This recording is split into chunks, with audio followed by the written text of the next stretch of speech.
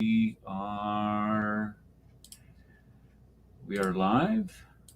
So I guess I should start the show, huh?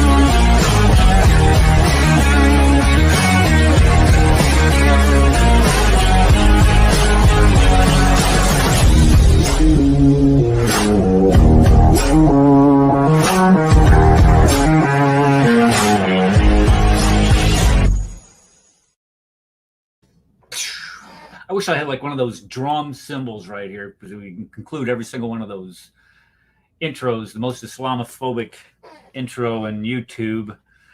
Well, Kufar Akbar, everybody, welcome to another edition of the Cross and the Crescent discussion group. This is a weekly YouTube stream dedicated to rightly dividing the truth between Christianity and Islam. We are here every Sunday afternoon at 4 p.m. Central Standard Time.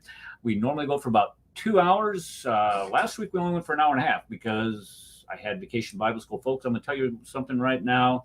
God is moving in the youth of our children.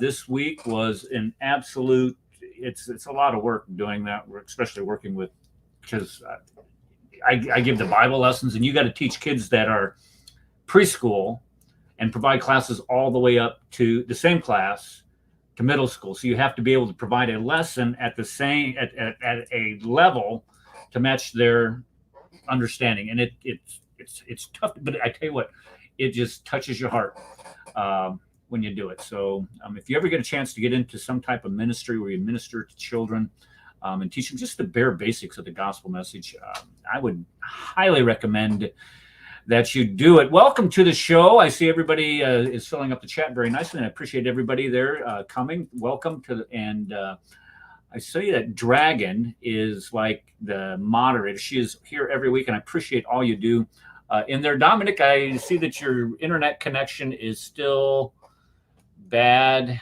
Okay. And thank you, Rob K, for that. The best on YouTube. I think. Hold on, what happened to it? He said the best ever intro. Thank you. That was Dragons. I'm sorry. I thought it was Rob's. Anyway, y'all in chat, thank you for coming. We appreciate you for being here. Okay, so today what we're going to talk about, and I was briefly explaining it in the pre-show chat where we're in the StreamYard studio and we can still talk to each other. It's just not being recorded. And then you start it, and then and it deals with the guy that frequents Speaker's Corner by the name of Hamza Myatt. Now, Hamza Myatt is a Christian convert. I think his name is Darren. Am I right on that? Can anybody confirm that? His real name is or his Christian given, or his Christian born is anyway. And he's very popular over there. I mean, this guy has a huge following. What are you doing there, Dr. Kufarphobia? What is this? This is it's very entertaining. What was I saying? Okay, but Hamza, he has a huge following, but it's kind of like the following that you would expect for people to frequent from the ilk of, let's say, an Ali Dawah. who makes absolutely no sense or contradicts himself all over the place.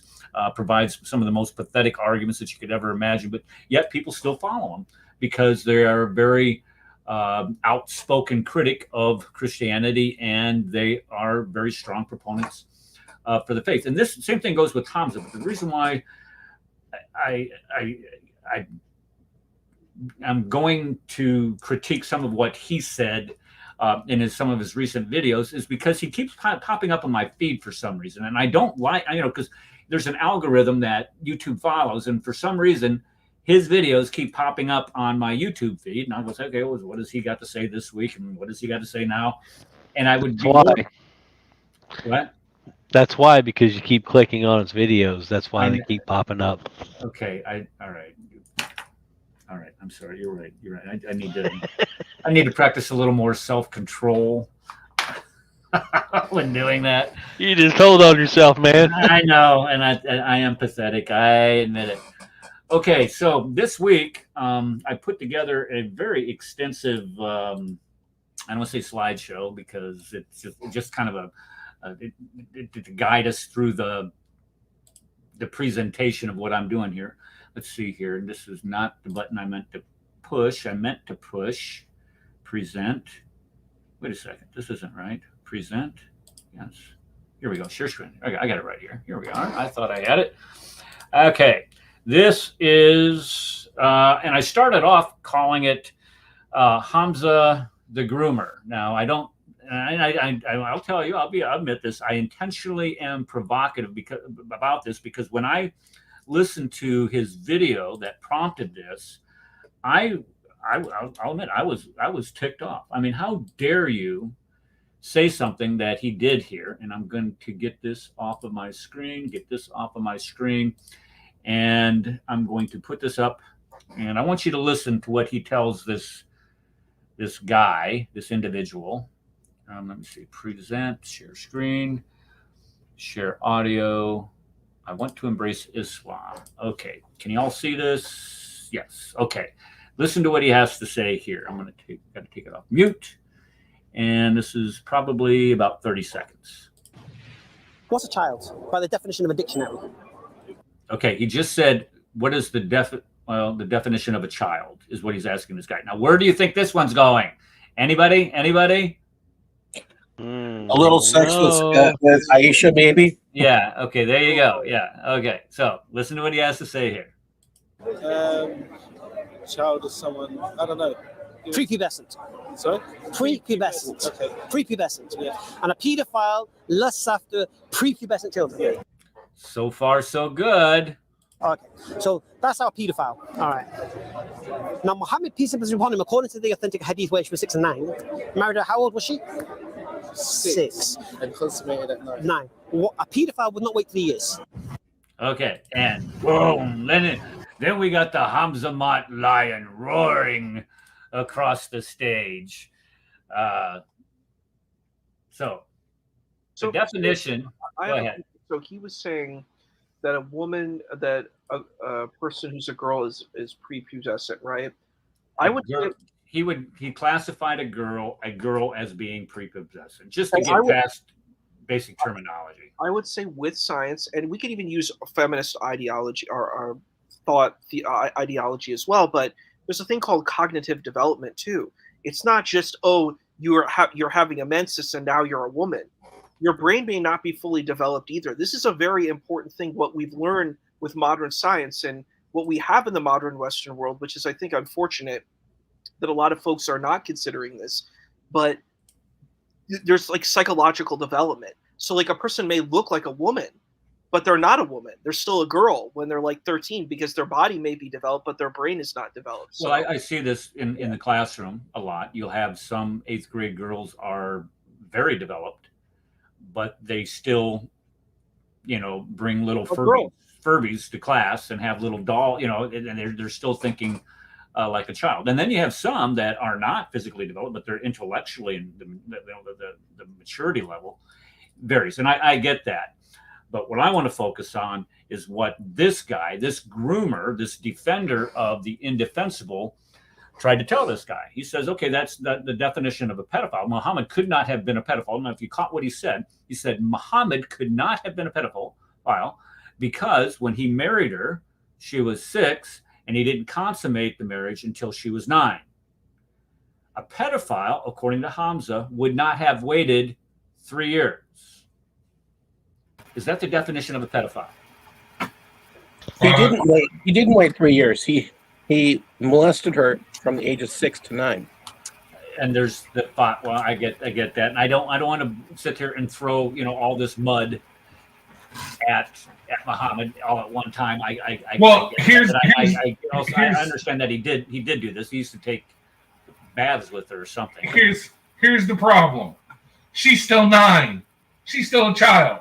She's still Tanner stage 2. She's just either entered first puberty, but either way, she's not a woman. Okay? She's still a child. So Right, he's still a pedophile. And she's being handled by a guy that's like the people that are burning down France right now. Dude, I don't even drink 12-year-old scotch because I'm not a pedophile. Okay? Well, only 20 years. it's worse than that, because nowhere that I've seen in Hadith does it say she had her period before. Now, hold on. We're getting to that, guys. Hold on. Don't get too far ahead of me. But you're absolutely right. All this is true. Here's what I want to focus on: the definition, because this is what kind of got my crawl, so to speak, is to purposely lie and equivocate on words here. It to me, it's disgusting, especially in light of what he's trying to justify here. When we think of some of the most debased behavior that a human being can engage in, he's defending. He's trying to find a way to defend it. Now, I've shown this slide before, so it didn't take too long for me to put this one together. Whoops, that's the wrong one. Sorry about that. Let me put this back up here. I want to go with what the definition of a pedophile was. Isa pointed us towards what does science tell us today. Okay, fine. Let's take a look and see what science tells us. According to the DSM, which is the Manual for Mental Disorders. What is it? Diagnostic something of mental disorders or something like that. Anyway, this is what psychiatrists use in order to diagnose people that diagnosis and symptoms of mental illness. Okay. It's what they use to diagnose psychopaths, people who are crazy. Like if they were going to diagnose me, they would use this. They say, hey, you're a psychopath. I am. This is true. But I'm not a pedophile because it says right here, symptoms of pedophilic disorders. Let's put the laser pointer up here. Symptoms of pedophilic disorder. These are symptoms. According to the DSM-5, there are 3 criterion with 6 specifiers. Number 1, an individual who has had arousing fantasy about urges for behaviors with a prepubescent child or children. Okay, so it's important to understand that Aisha was prepubescent, and even if she wasn't prepubescent, let's just be what's the word I'm looking for here? Where we just say, okay, we're what's the word? For crying out loud, I'm losing my mind. Anyway, let's give him that. Well, I'll go with you on this one. Okay, let's say she was pubescent. She wasn't, but let's just say she was. There's still this one right here. You're acting out on these fantasies and experience significant distress or difficulty or desires. And look at it right here. This is it right here. The individual is 16 years of age and at least 5 years older than the child or children noted in criterion A. So, in the children of criterion A, how old was Muhammad when he consummated the marriage with Aisha? 53. How old was Aisha? 9. So he meets the criteria of a pedophile according to the DSM. So when we think of the worst possible people that are in prisons today, the people who have to get protection from other prisoners, the ones that have done this to little girls and little boys, this is who they follow. This is who Hamza is trying to protect. And we're going to go through here, and I'm going to show you where, of course, and it's easy to demonstrate this. All you have to do is just go to Tabari. Tabari nails it. And I can tell you, those guys in prison for that, they don't last long. No. I mean, you would hope that you would get a short sentence so you could live. It's almost like a death sentence in a lot of places, especially the what are the ones with the most security called? I'm having a hard time coming up with High security. High security. Okay. High security. Okay. Well, the most security called high security prison. Okay, where they send the worst of the worst. So he would not fare well there. Okay. Okay. So, and here's what really bothers most people right here. This is the one that bothers me the most. It's codified into the Quran itself. It's we have several hadith, but if you look in the Quran itself, it says that you can divorce these young girls who have not yet menstruated. And that to me is absolutely sick. And if anybody is confused on what the Quran itself, the word of the God of the universe is telling everybody, you can go to the commentators. Ibn Abbas says that the menstruation, what this means is those who have not menstruated, means that the menstruation because they were too young, because of a young age. You go to Ibn Kathir, the same young who have not reached the years of menstruation. That's what they say this is about. You go to Al-Jalalain. Al-Jalalain says the same thing. Those who have not yet menstruated because of their young age. So the Quran, Allah is saying you can do this to little girls who have not yet menstruated. So what does Muhammad do? Well, Muhammad, obviously, and I'm convinced, is trying to make excuses for what he did, receives this revelation so he can marry Aisha and do these things to her. That last part is just my opinion, but it's founded based on, I think, pretty sound evidence.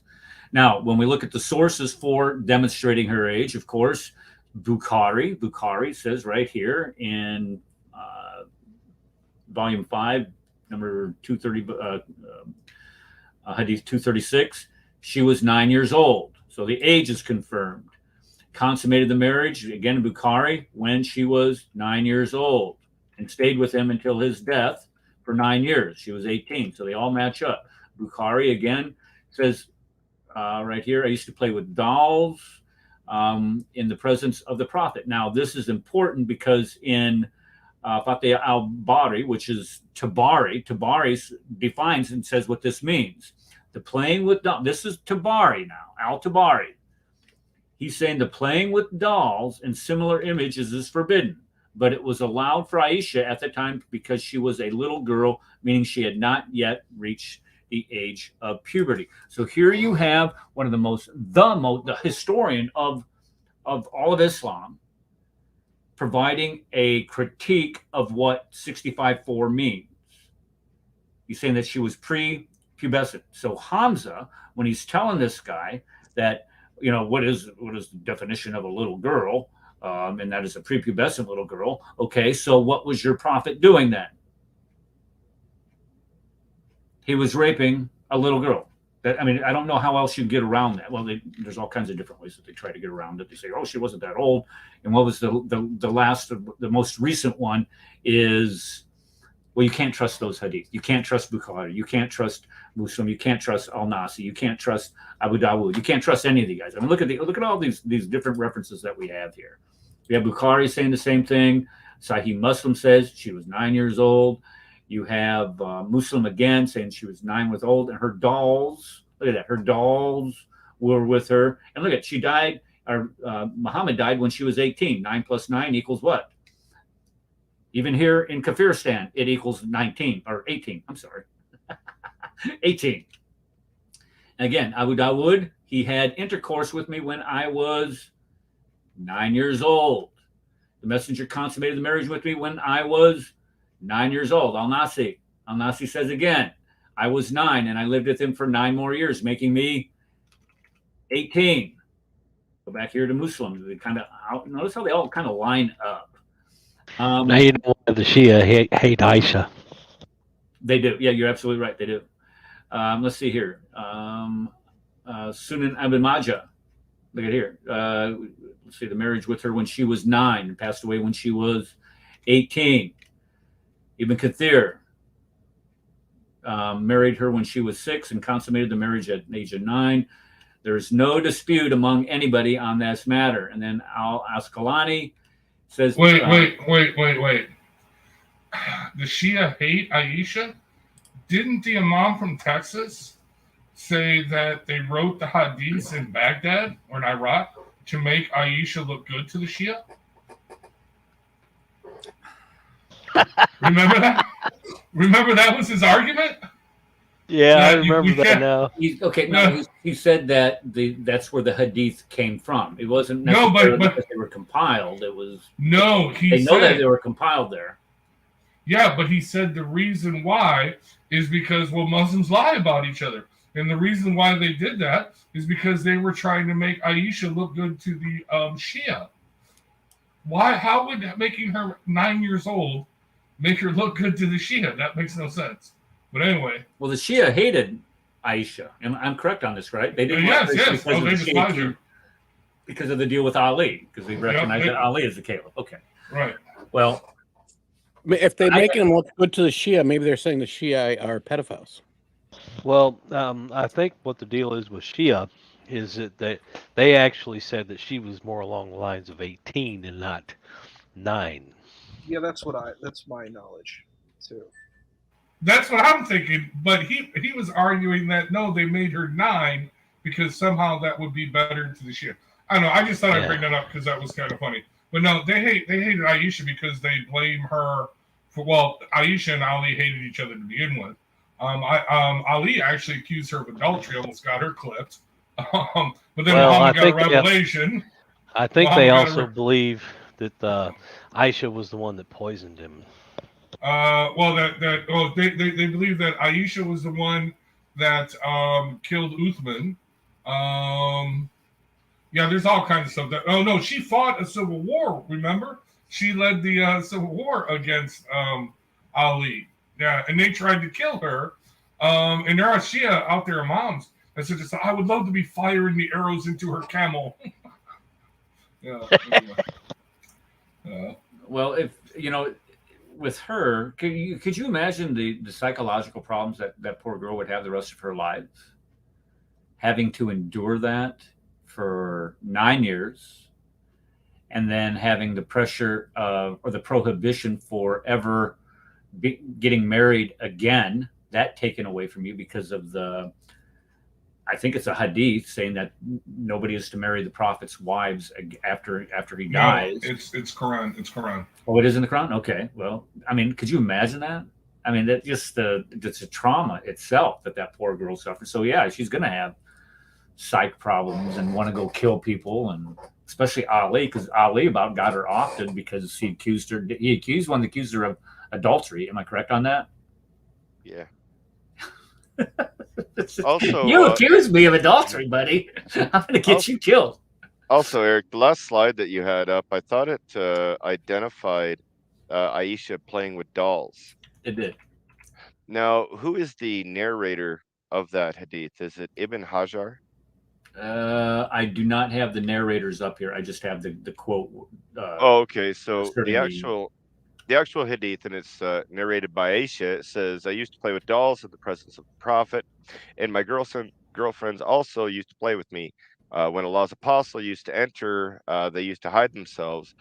He would call to join and play with me. The playing with dolls and similar images is forbidden, but it was allowed for Aisha at the time, as she was a little girl and not reached the age of puberty." What's important about this hadith is this is about Khaybar. Now, there's a few. I'm going to read a little bit more here, and I'm going to explain something here. Many people assume that since Aisha was playing with dolls, that she must have been a child at the time of narration. Prior to addressing the implication of playing with dolls equates to a lacking of maturity, which is immediately noticeable about this hadith. So what they do is they try to go to the famous hadith scholar Ibn Hajar. Now, this is important to note because it is not made apparent in the hadith itself, The fact that some translators of the Hadith have decided to include this is also telling. For what reason did they put the commentary in the Hadith? And why would Ibn Hajar claim that Aisha hadn't reached puberty? In order to answer the questions, we need to refer to Al-Kasani himself. So Ibn Hajar says to say with certainty that she was not yet at the age of puberty is questionable, though it might be possible or possibly be so. This is because Aisha was a 14-year-old girl at the time of the Battle of Khaybar. Right. Muslims at this point in time, Ibn Hajar, they're still debating if she is prepubescent at 14, 5 years after Muhammad consummated the marriage. What's the source for that again? Because I've read this before. Who's this from? It's from Al-Kasani himself, but it's Ibn Hajar that's saying it. I'll go ahead and I'll put the quote into the private chat for you. Yeah, because when you look at the time, Khaybar is what, 628, 629? Am I correct on this? Yeah. The time frame. Okay, so this would be that time frame would add up to the time that she died, because she was 18. So it would have been 628, or maybe even it could be 629 if he died in 632. So this, and then if you back that up, 5 from 14 backs it up to the exact time, 623, when he's suspected of marrying. This is just, I mean, when you start putting all these numbers in there, because I know they like to do the Muslim math. When they try to say that, well, she was here and this guy was here and then this person was this age, and it's kind of like where they want to show that Rebecca was 3 years old when Isaac married her. They do the same thing here. I'll be a little careful, man, because right now you got a wrecking ball going on here, and it's called Dan Gibson. So be careful. Why? What are you talking about there? Well, Dan Gibson's actually doing the archaeological work on a lot of this with Al-Fadi, and they're finding dates that aren't matching up now. They're starting to get some things where things are starting to look a little fishy. Well, and I agree with you 100%, because when we start actually looking at the narrative that is derived from the Hadith literature and from the Sirah, you're absolutely right. They're not lining up with what the archaeological evidence and the manuscript evidence is demonstrating. Yeah. So it's all pointing at Petra. Yeah. Well, I'm gonna tell you right now, Dan was on. Who was Dan on with? Dan was on with he just said Bob the Builder. He was on with Bob the Builder the other day, and Dan's getting out of this. He says he just published this last book, Let the Stone Speak, and he says, I'm done. I'm out.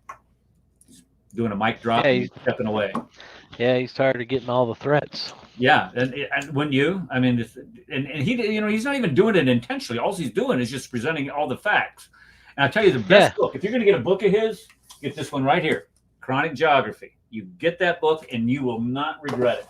That is just full of all kinds of threats. The threats aren't going to stop, as we found out. I mean, it just doesn't end with these idiots. There's nothing you can do. Yeah. Anyway, go ahead. Yeah, I agree 100%. Even if he does step away from it, maybe that'll motivate him, because he's just tired. He's had a guy on there. His name was Chad. I think it was an editor that helped him edit the book, of course, but also do some of the writing. And he just like we've been knuckled down on this for the last year and a half, and I'm just tired. And I'm going to step away from it because he doesn't want to spend his entire career just doing this one thing. Petra is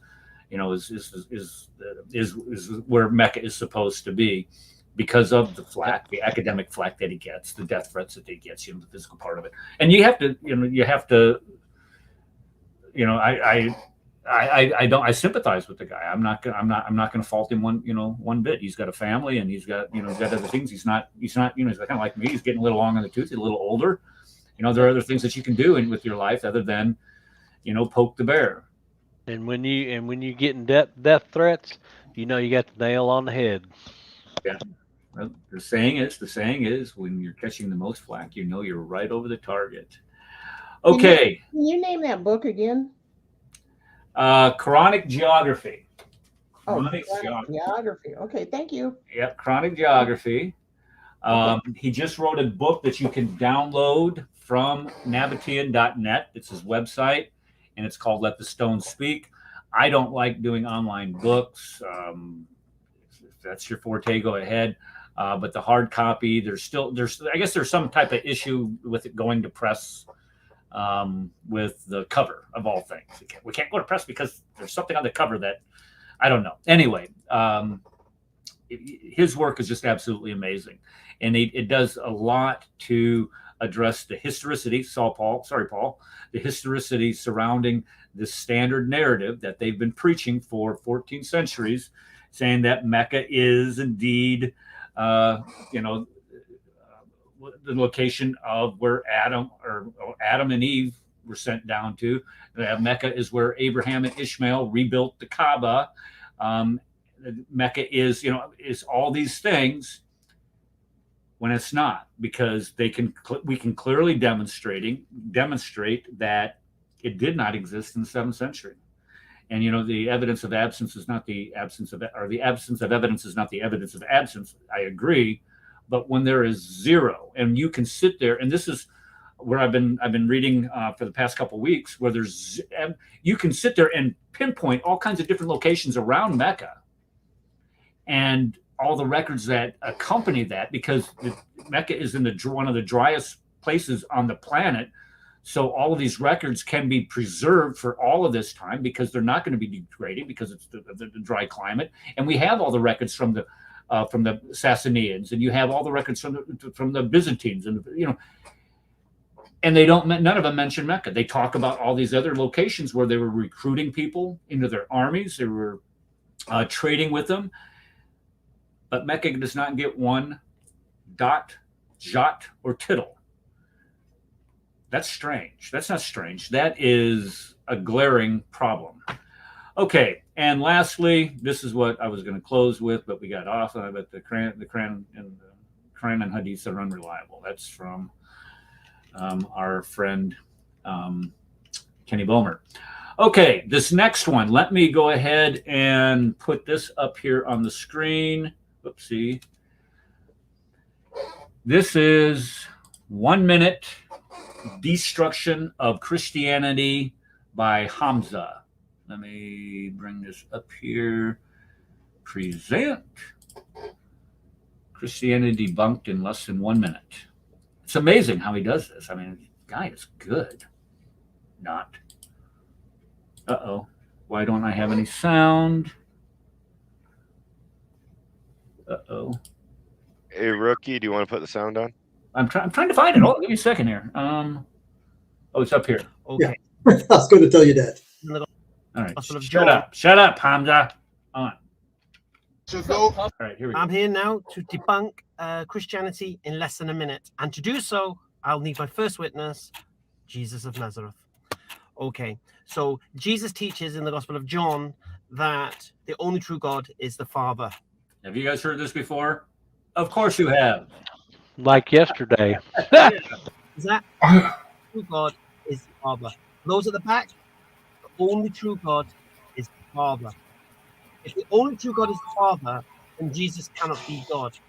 If Jesus is God, then it means he's lying. If he's lying, it means he isn't God. Therefore, if Jesus says the Father is the only true God, he isn't God. If he's lying about the Father being the only true God, he isn't God.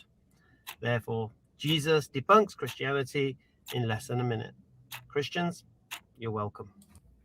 That's it. I'm taking my shahada right now. Are you? I mean, who could reason against logic like that? I never heard this before. Muhammad.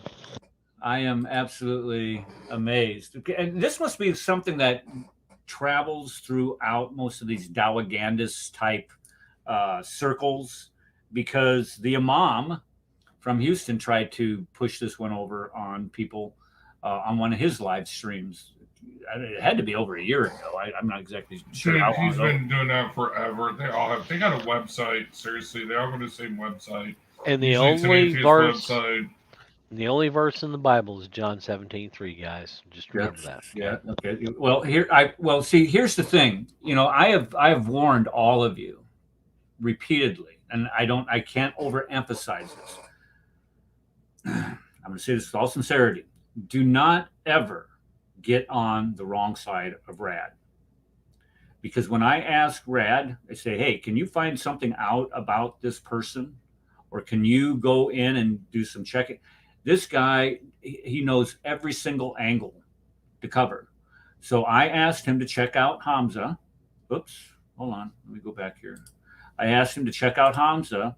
And what he did is he actually found somebody that had Hamza's Bible. I mean, look at it's right here. We got a picture of it right here. It says Hamza's Bible. And what we do is we figured out, and I don't know how you got this screenshot, Rad, but they figured out where he's getting this from. Because in his Bible, you have, I may glorify you. Jesus is glorifying to God, of course. And this is eternal life, that they know you and the only true God and Jesus Christ whom you have sent. But notice everything around. No, that's wrong. That's wrong. They leave out the and Jesus Christ whom you have sent. Oh, that's the part they leave out. Well, he included it in his. Oh, did he? In his rant there. Well, then he has a very poor reading comprehension, because the and means that the Father is the only true God and Jesus Christ is the only true God who the Father has sent. That's simple grammar right there, buddy. Yep. Yeah. And is a conjunction, man. Yep. This is why I say certain people are not cognitively ready to debate. Well, and this is the sad thing. He goes to Speaker's Corner. This is like a Nadir Ahmed going to all these different people and saying, "I want to debate you," and he gets beat down every time he does it. But they keep showing up and telling the same lies, and same lies, and same lies, and same lies, and it just never ends. And dude, in basic computer logic, seriously, in any programming language, the and statement in any programming phrase means both on either side have to be true to proceed.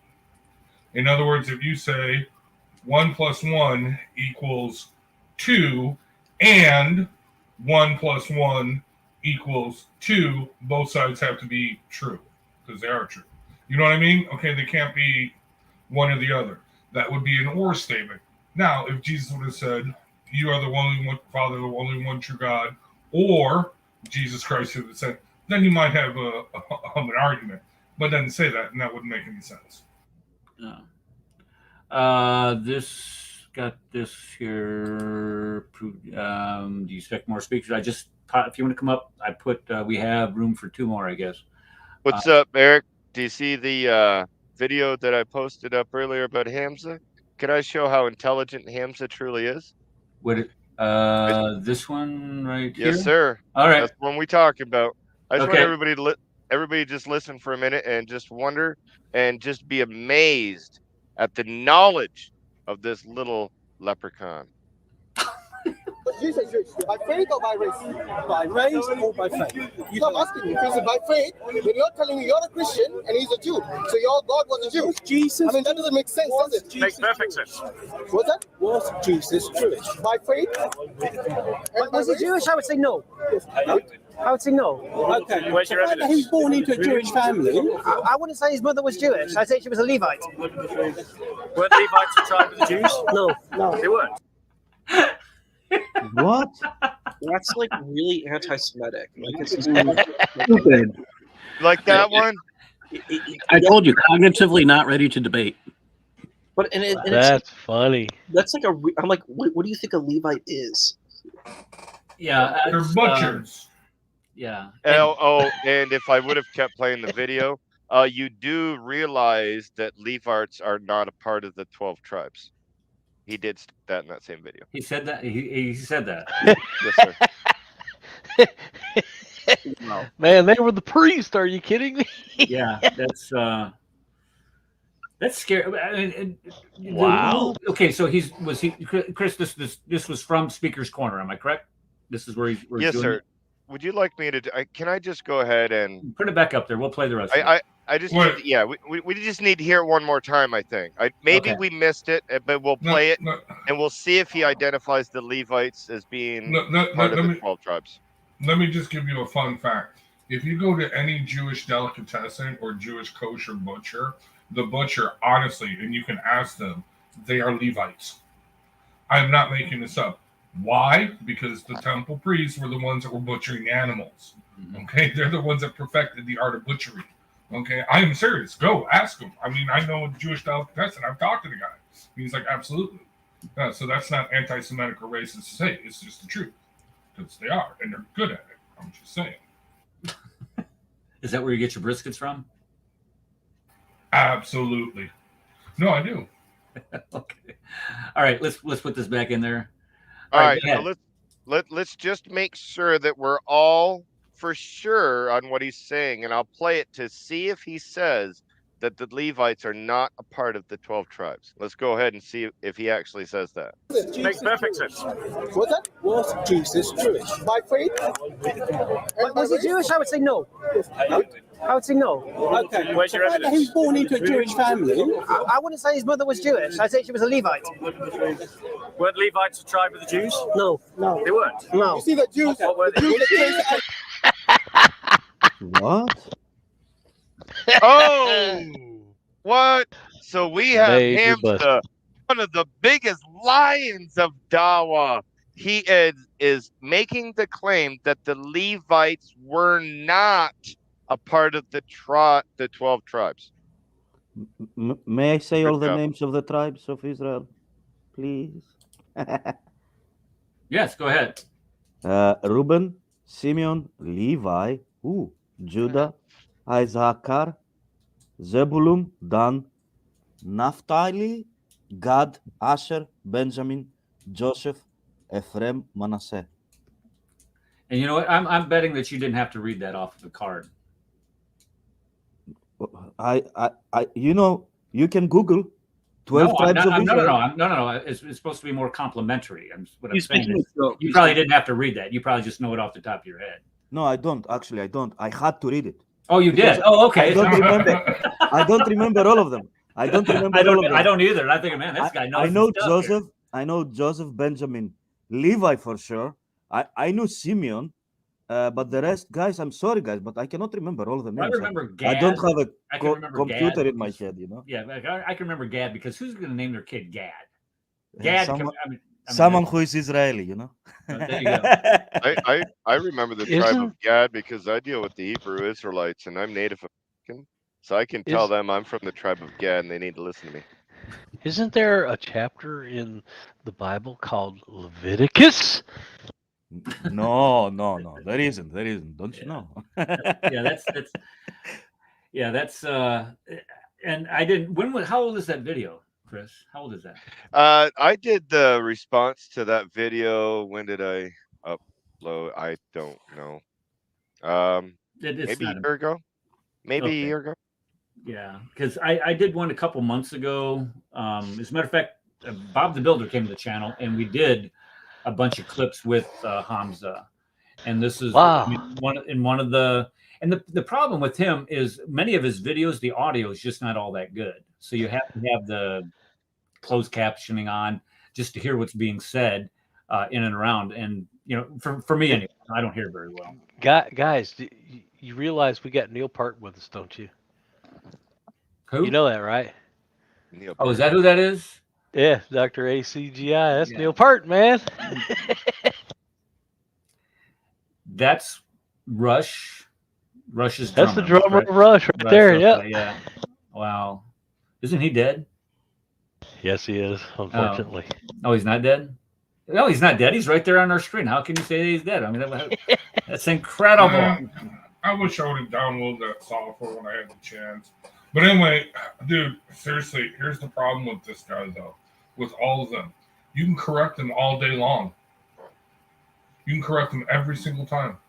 But you know what they'll do? they will just rinse, wash, and repeat, Right. and they will say the same thing over and over and over again, because what they are looking for are morons. What they're looking for, well, I shouldn't say morons, intellectually stupid, intellectually lazy, not intellectually stupid, but intellectually lazy people.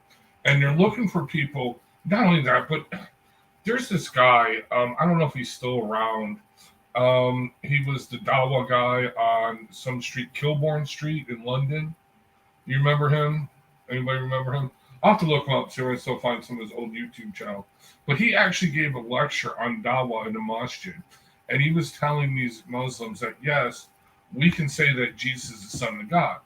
And the Muslims in this masjid that are taking this lecture course on how to do street Dawa are like shocked. They're like objecting. You can hear it. He's like, no, calm down, brothers. We can say that to them then because we're talking about that. After they take their shahada, then we can correct them. With deception. With deception. Yeah. And It's kind of like they were doing that in Greece. I used to speak to Pakistanis that they were saying they were Muslims. So they were saying that we do believe that he is a son of God, well, not literal, but you know, that the same way that you think about, in a metaphorical sense or something like that. But back then I didn't know even how to say it, what the Bible is or the Quran is. So I couldn't even refute or anything like that. I was just listening to his garbage. So you did this apologetics while you were in Greece? Is that what you're saying, or? No. It was just a normal discussion with let's say, a couple of Pakistani Muslims, and they were doing that to people, as Radical Moderate says, to people that they don't know the scriptures. For example, the people that they don't know what Jesus is saying when he says he is the Son of God, right? They don't actually know it. They don't understand the meaning of it. They don't understand the meaning of the Son of Man. Okay, so they can use this tactic, this deception, in order to lure stupid people like I was in my 20s, for example, just and only to say, it's a good religion, then it's fine.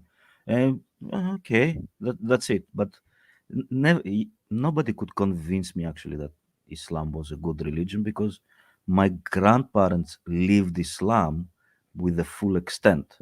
Okay, and the great grandparents, even those, lived Islam in its fullest. So What do you mean by that? What do you mean by that? Were they Muslims themselves, or they had to live within the community as dhimmis? They had to live as dhimmis, first of all, because they were living in Turkey. Right. That's one. Secondly, the Muslims were coming in the villages and were pillaging the villages. Right. And they tried many times to either convert them to their religion or change their language. I mean, you either had to speak their language or change the religion. So most of people, instead of changing the religion, they were just changing their language, And my great grandparents could speak both this some kind of ancient Greek with Turkish, how to say it, language as well together, like mixed. Right. So kind of like a Yiddish type language that isn't really written down, but yet there are rules of grammar. Yeah. They have to speak. Not they had to, but they were accustomed, let's say, this way, so that they can be understood within their community. Yeah. Now, were they there during the Armenian genocide, or was this prior to them? No, that was prior to them. My great grandfather lived in 1800s until 19 something, and my grandfather lived from 19 something until, when was he died? 2000 something. I mean, he died almost 100 years of age. Okay, so but he was quite how to say it, good in his right mind before he died. I mean, he was very good. He could remember a lot of things. So, well, when you say Turkey and you start talking about your great grandparents, I'm just making an assumption that they lived during the during World War One and during all that time. 'Cause Well, my you great-grandparents- see, in this region there was no World War One.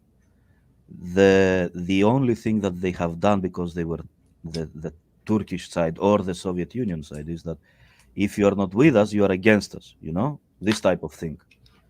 You are not with us, so we either have to kill you or get you out of there. That was the mentality.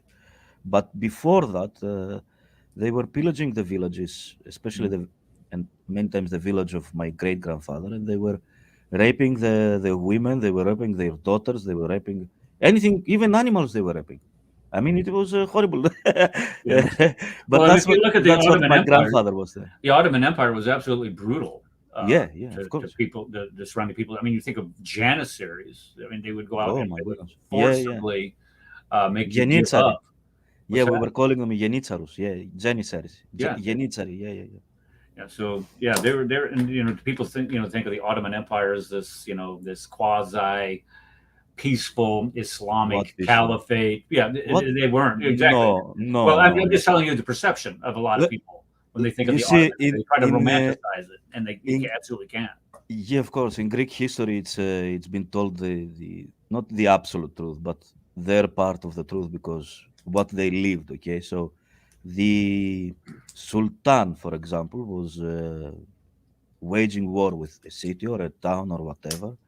They were keeping captives the beautiful women, not the ugly ones. I mean, if you would scratch the face of your child, so it was already ugly, they wouldn't take that child. So many parents were doing that, but they weren't taking only girls. They were taking also boys. So they had, for example, a harem, or how do you call it, a place where they're keeping the women for the harems, sultan, right? and there were women, and there was also like teenage boys in another part where the sultan would have fun with them, with the boys. Like the Bachi boys or something on that lines, or We call them Yusufaka. I don't know what that means. Yeah, exactly. The thing is that they were keeping these boys to do all the bidding of the sultan. For example, if he wanted sex but not with a woman, Yusufaki was there. If he wanted someone to pour his wine or light his how do you call it? Hookah pipe. A pipe, yeah. The Yusufaki was there. I mean, anything that the sultan wanted, instead of asking it from his harem, he was asking the Yusufaki to do it. It was a boy that had to do anything that this tyrant would ask him to do. And then after, for example, 3-4 years that they were used and abused, and I don't know, both psychologically and physically, they were thrown to go to war. Yeah. Made soldiers. They'd serve. They go in the army. Yes. Yeah. Okay. Yeah. So that was the beautiful history of Turkey. Yeah. It's and they're part of NATO today, and that's the sad thing. Rad, what were you going to say, bro? Isn't that disgusting? I know it is. It's scary, is what it is. I was just gonna say Islam is beautiful. I want to join. Yay! Wow, totally converted. But commenting on Turkey's a part of NATO. They almost got thrown out because of their support for ISIS, which is kind of funny. They should have been thrown out, but unfortunately, we got nuclear weapons there, and we couldn't remove them. Evidently, it's a story. But be that as it may. Can you share my screen? I just want to show you this Dawa Aziza guy. I just found him. This is the guy I'm talking about. Yeah, I mean, look at some of these titles. I mean, this is just recently. He's still going on. He'll cry when Christian prays. Open Quran converts live. I say he went to Hajj. Invite Christians to Islam in 5 minutes. Interesting. Prove there is God in 5 minutes. Raise a science student converts to Islam. Now, a lot of these people, honestly, they're just put in a spot, put in the camera. They're just walking down the street. They can't go. It's like a used car salesman. You know what I mean? and they're just like, yeah, okay, whatever. In order for me to get away from you, I got to convert to Islam. Fine. You know what I mean? None of these people come back. I mean, but this is just the Dawa dollar stream, dude. You know what I mean? Yeah. Anyway, send me that link because we could probably glean a lot of material. It's very manipulative from that. Let me just say one thing, Isa, is Adam Seeker's in the audience. We're talking about Hamza Myatt. I know it's low-hanging fruit. Okay, go ahead, Isa. Like I've seen those manipulative videos where they got, particularly in the UK, where they're like, I want you to know that Islam is true, and I'll tell you in 5 minutes, make sure that Islam is true. And then you hear it, and it's just like, wow, it's very manipulative and it's controlling. They hold the person there, and it's usually a person who's not very religious or is not really into religion. And then he's like, what do you think about the prophets? Do you think that all the prophets are coming from Islam? Adam alayhi salam, Nuh alayhi salam, Musa alayhi salam. Don't you think that they all, if they all came from the same message, then Prophet Muhammad sallallahu alaihi wasallam has to be true too? And it's like very strange. I'm like, it's like very ethically dubious, in my opinion. Where you are you sure you're not the dude on Kilbourne Street? Because you sound just like him, dude. I know. I was just gonna say. That's what he does. They use that accent to try to say, I have some legitimacy to my message. I have a British accent, don't you see? And therefore, I know everything. It's very manipulative. I'm like, you're bringing these people in. They don't have enough information to actually engage in the dialogue. And then you're like, well, here are all these points. And I'm like, what about if the people don't agree to the points? And I think I do agree with Rad, like where I'm like, some people are like, yeah, fine, I'll say whatever you want so I can get out of this interaction. Yeah. Okay. Let me see. In chat here, I'm trying to add a couple people as moderators.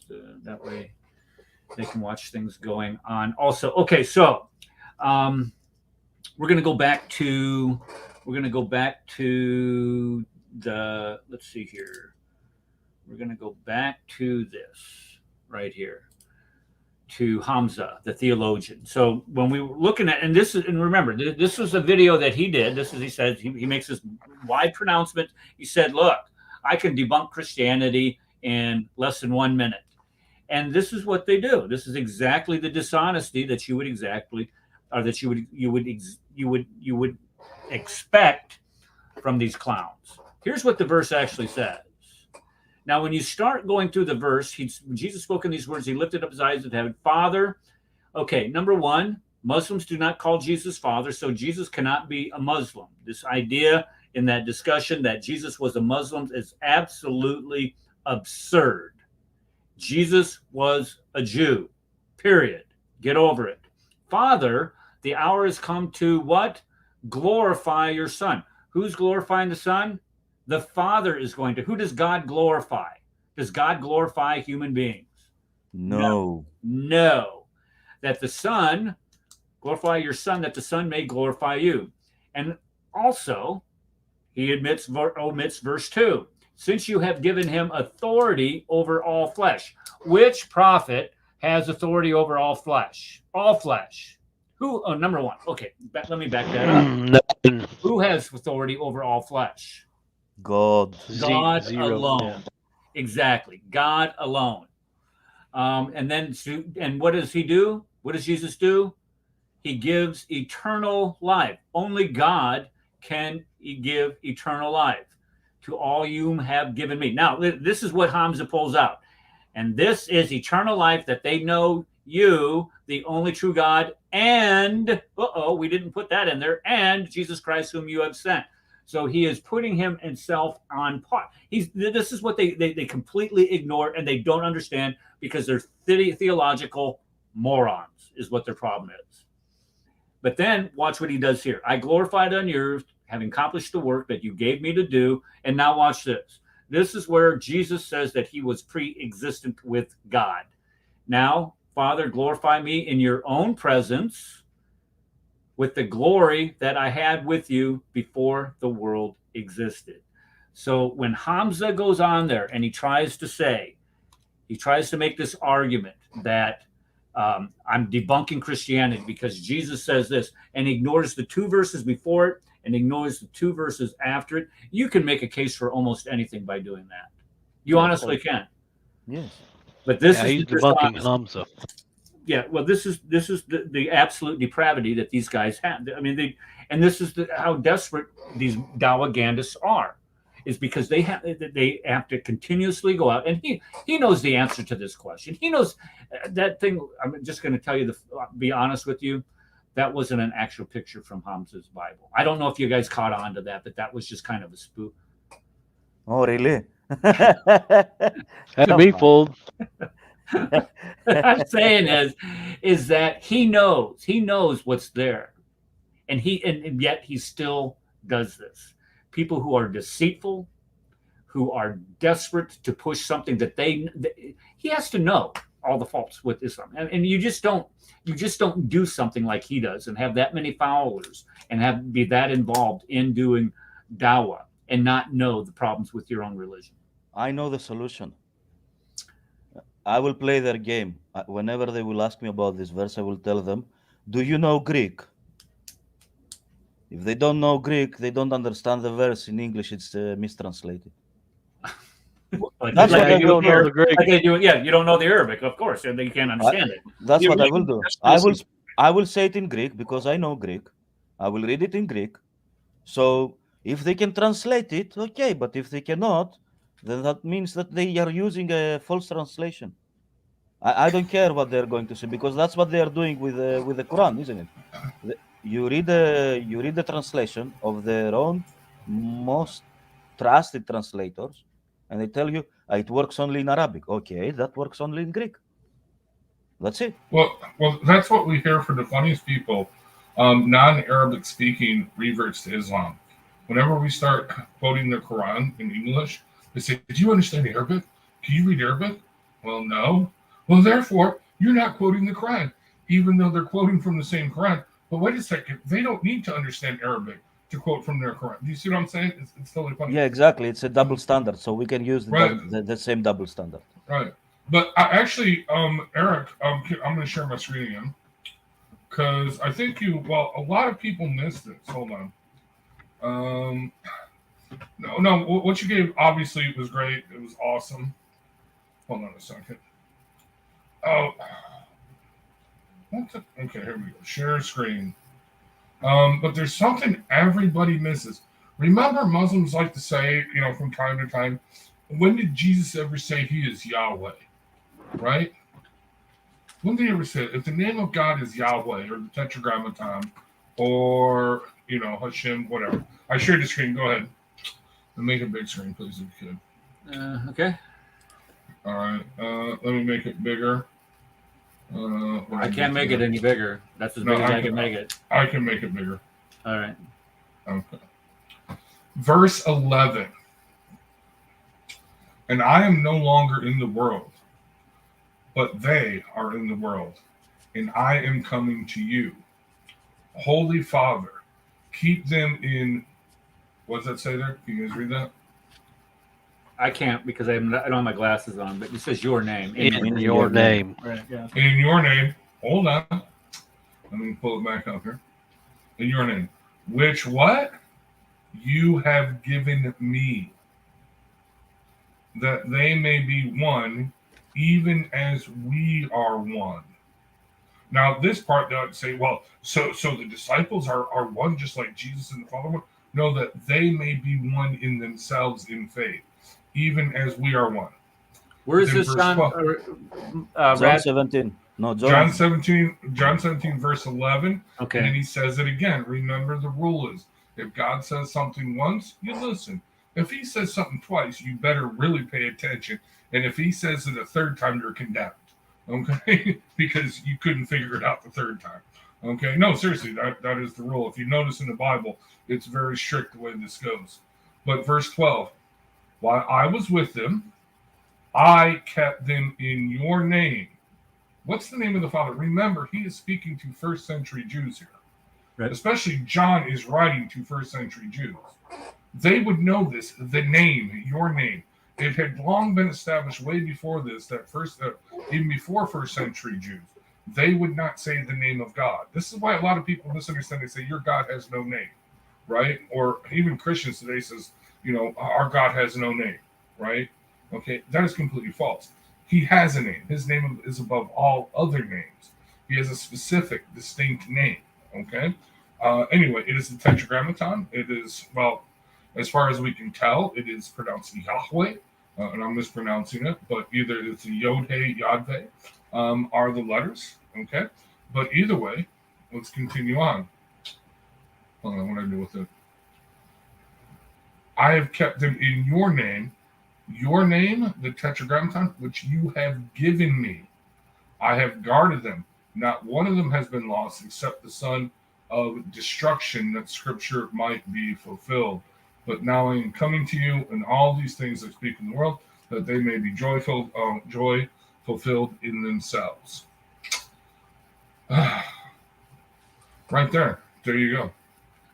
Jesus, I've never heard it presented that way, but when you do present it that way, that makes all the sense in the world. See, everybody misses that, dude. Yeah, I've even showed this to Anthony Rogers, and he was like, "Whoa, really?" I've showed this to James White, and he was like, "Yeah, that's interesting. I never saw that." No, seriously, he is clearly declaring that he has the name, the holy name of the Father. The Father gave it to him. And what does the Bible say? The Father or God gives his name to no one but himself. When he says this is the angel of the Lord in the Old Testament, I have put my name in him. But he also says in other verses, I give my name to no one else. Clearly, this is a divine being. And if you put it with the other verse where he says, I was with you from before the world was, from the beginning. This is demonstrating to first century Jews, in no uncertain terms, he has the name of God. I've even showed this to Rabbi Eli on Pal Talk. He's actually Rabbi Eli. He's an Eli that's been on Fox News and stuff like that. And he even said, absolutely. He's like, I don't believe this. He said, but absolutely, Jesus would be declaring himself to have the name. And we know why the Jews, we But see why the Jews wanted to stone him, right? Yeah, that's exactly. John 8:59. Rad, Rad, without giving too much away, how often do you and I normally talk during the course of a week? I don't know. You've been blowing me off, man, lately. I don't hear nothing from you. Oh, come on, quit your crying. Seriously, how often do we normally talk? I don't know. A lot. Yeah, okay. Sometimes. So I just want to voice my abject disappointment in you to never bringing this up in one of our conversations prior to. I have brought it up. You haven't told me. No. You haven't told me, man. I figured you knew. You're smarter than me. Obviously not. Obviously not the smartest one here. That's for sure. Radical moderate. He's a kafir. Don't listen to him. Yeah. Yes. Well, he is a heretic. He believes in that young Earth creation. Yeah. Okay. Let's not go there. We got another clip we got to do. Thank you, Dr. Kufarphobia. I love that. Yes. Okay, let's do this last clip here. Where are you at, Hamza? He's talking to a Jew. Now, listen to what this guy has the audacity to tell this Jew here. Let me share my screen. Share screen. Jewish guy gets a reality check. Hamza gives a reality check to a Jewish guy, don't you see? Okay, let me make this bigger. I'm not exactly sure how long this goes on for. Before Islam was ever there. For the benefit of anyone before you interrupted, you made a claim that the Muslims are forcing Jews to convert.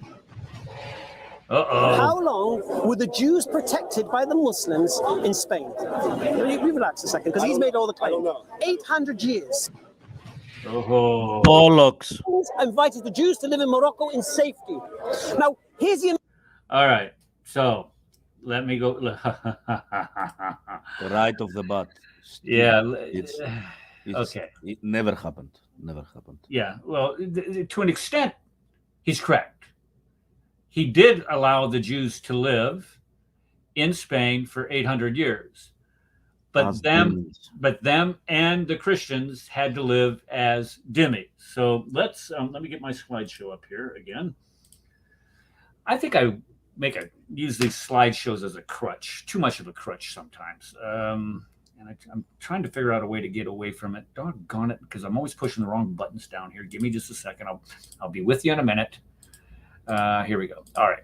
So when we look at what he's saying, what he said here, let's get right here. So he says that Jews and Christians of Spain lived as dhimmis for 700-800 years. And that is true. They did live as dhimmis for 700-800 years. But do we really want to go through what dhimitude is, what you have to do in order to live as a dhimmi? You have to pay the jizya. We all know that's the most popular one. You have to pay the jizya. But when you look at, we've discussed this several times on this show, when you look at the Pact of Umar, many of those provisions are imposed upon the dhimmis. You cannot ride a horse. You cannot carry a sword. You cannot arm yourself. You can't have a church. You can have the church, but you cannot repair it, and you cannot ring the bells of the church. So eventually, you don't have a church. So you're right there, absolutely right on that, Ed. You have to give up your seat to Muslims. You have to walk in the narrowest part of the street to give the Muslims the right of way. And then the narrowest part of the street was normally where all the horse manure and feces was. I mean, there's all kinds of things that we can go through to talk about living as dhimmis in Spain, in the Andalus, or whatever they call it. So for him to say that, oh, well, look at the Muslims, this great thing that Muslims did. So I'm about to go through about 20 slides of the great things that Muslims do or have done for the Jews, just for the Jews. And when we think about when they take over a country, they do this in every single country. They pillage, they kill, they rape, and they subjugate everybody that they possibly can. Uh-oh. What is this? What did you say, Adam? What are you talking? Come on, man. You only talk about this. There's so much in the Quran about now. I'm going to get to it. Give me a second here. Come on, just give me some slack here. The Muslims, and then after 800 years, they're finally expelled by, and it's easy to remember the year. It's 1492, where the Christopher Columbus sailed the ocean blue by King Ferdinand and Isabella, Queen Isabella. They finally got, but they also expelled the Jews. Now, some of the Jews did go, in fact, to Morocco. And as of 1947, the Jews in Morocco numbered over 200,000. It was a sizable Jewish population in Morocco. But today, there is less than 2,100 Jews. Oh, well, what happened? Well, the creation of Israel happened. And I know this because I've heard the testimony of the people that I stayed with, my wife and I stayed with for 3 days when we were in Israel. Their parents of the couple that we stayed with immigrated from Morocco. They had to live in those kibbutzes. They were kicked out of their country by the Muslims in Morocco because, oh, well, you have your own land. And they took everything from them. They expelled them from their land. And they had to live in these kibbutzes where, the conditions were absolutely horrible. And what's odd about this, ironic about the whole thing, is you look at Israel today. Israel is like this city on the hill compared to every single nation that has attacked and surrounds them for the past 70 years. The beacon of light. Yes, they are a beacon of light and freedom in that region. Absolutely right. The fruit that's produced from Israel is like phenomenal. It feeds, a good portion of Europe. It's crazy. Yeah, they made the desert bloom. I mean, it's absolutely nuts what they've been able to do. Them clever little Jews that people always point the finger at. Okay. Wait, now, remember, speaking of this, remember when Israel unilaterally withdrew from Gaza? They left all those greenhouses in the desert. And what did they do to them? Oh, we can grow plants and fruit now. No, what did they do? They failed. They burned them down. Exactly. They destroyed everything. But even the ones, these were the workers. The Palestinians were the workers. Even the ones that they left out, because the Hamas finally put a stop to it because they realized, wait a second, we can use this. No, they still failed. They had to hire Jews back to tell them how to grow food. even though these were the people that were working in. I mean, it's just simply amazing. But I got something really important on this whole Jewish Arab thing. You're gonna love, but continue on. Just make sure you get to me. I'm just saying you're gonna love this. All right. Well, make sure I do it because I got quite a bit of stuff to go through here. Okay. Now, this is from Dr. Bill Warner. If you guys don't know who Dr. Bill Warner is, he's written several books. He has a website called Political Islam. He's done a really good job of breaking down the Quran, the Hadith literature, and the Sirah.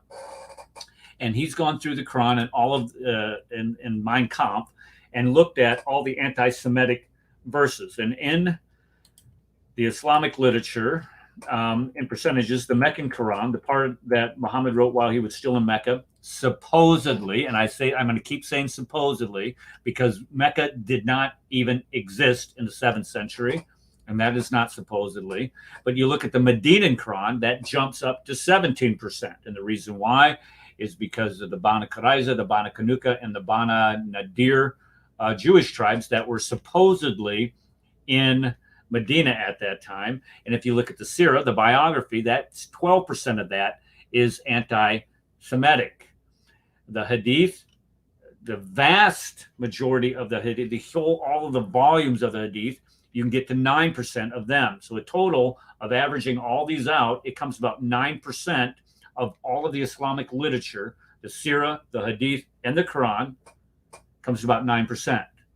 If you look at Mein Kampf, which is this often quoted anti-Semitic screed written by Adolf Hitler while he was in jail in Munich in, 1923, 1924, somewhere around there. And it talks about how evil the Jews are. Even Adolf Hitler could not get as anti-Semitic as Muhammad because that's only composed of 7%. 7%. When you go to the Sirah of the Muhammad, the biography, it talks about how they struck off the heads of the Bana Qurayza tribe. How many? 600 and 700 of them in one afternoon. 600 or 700 men. And the standard, listen to the standard. The standard is that if you had pubic hair, you were considered a man. So they killed you. One day, Muhammad does all this. And Hamza has the unmitigated gall to say, look how wonderful Muslims treated Jews in Al-Andalus, in Spain, for 800 years. Well, Eric, it was out of love. It was out of love. Why don't you understand it? Allah loved them so much. You don't understand. Alhamdulillah. It's because I'm a kafir, and I don't understand. Okay. I'm going to cut in there with the Jews of Al-Andalus real quick because I'm going to share this. Go ahead and share my screen, please. Yes, sir. Actually, I'm not sharing that screen, so hold on. Let me stop sharing that screen. Oh, my goodness. I know. We're professional here. Alhamdulillah, Alhamdulillah. Hi, Adam. How are you, brother?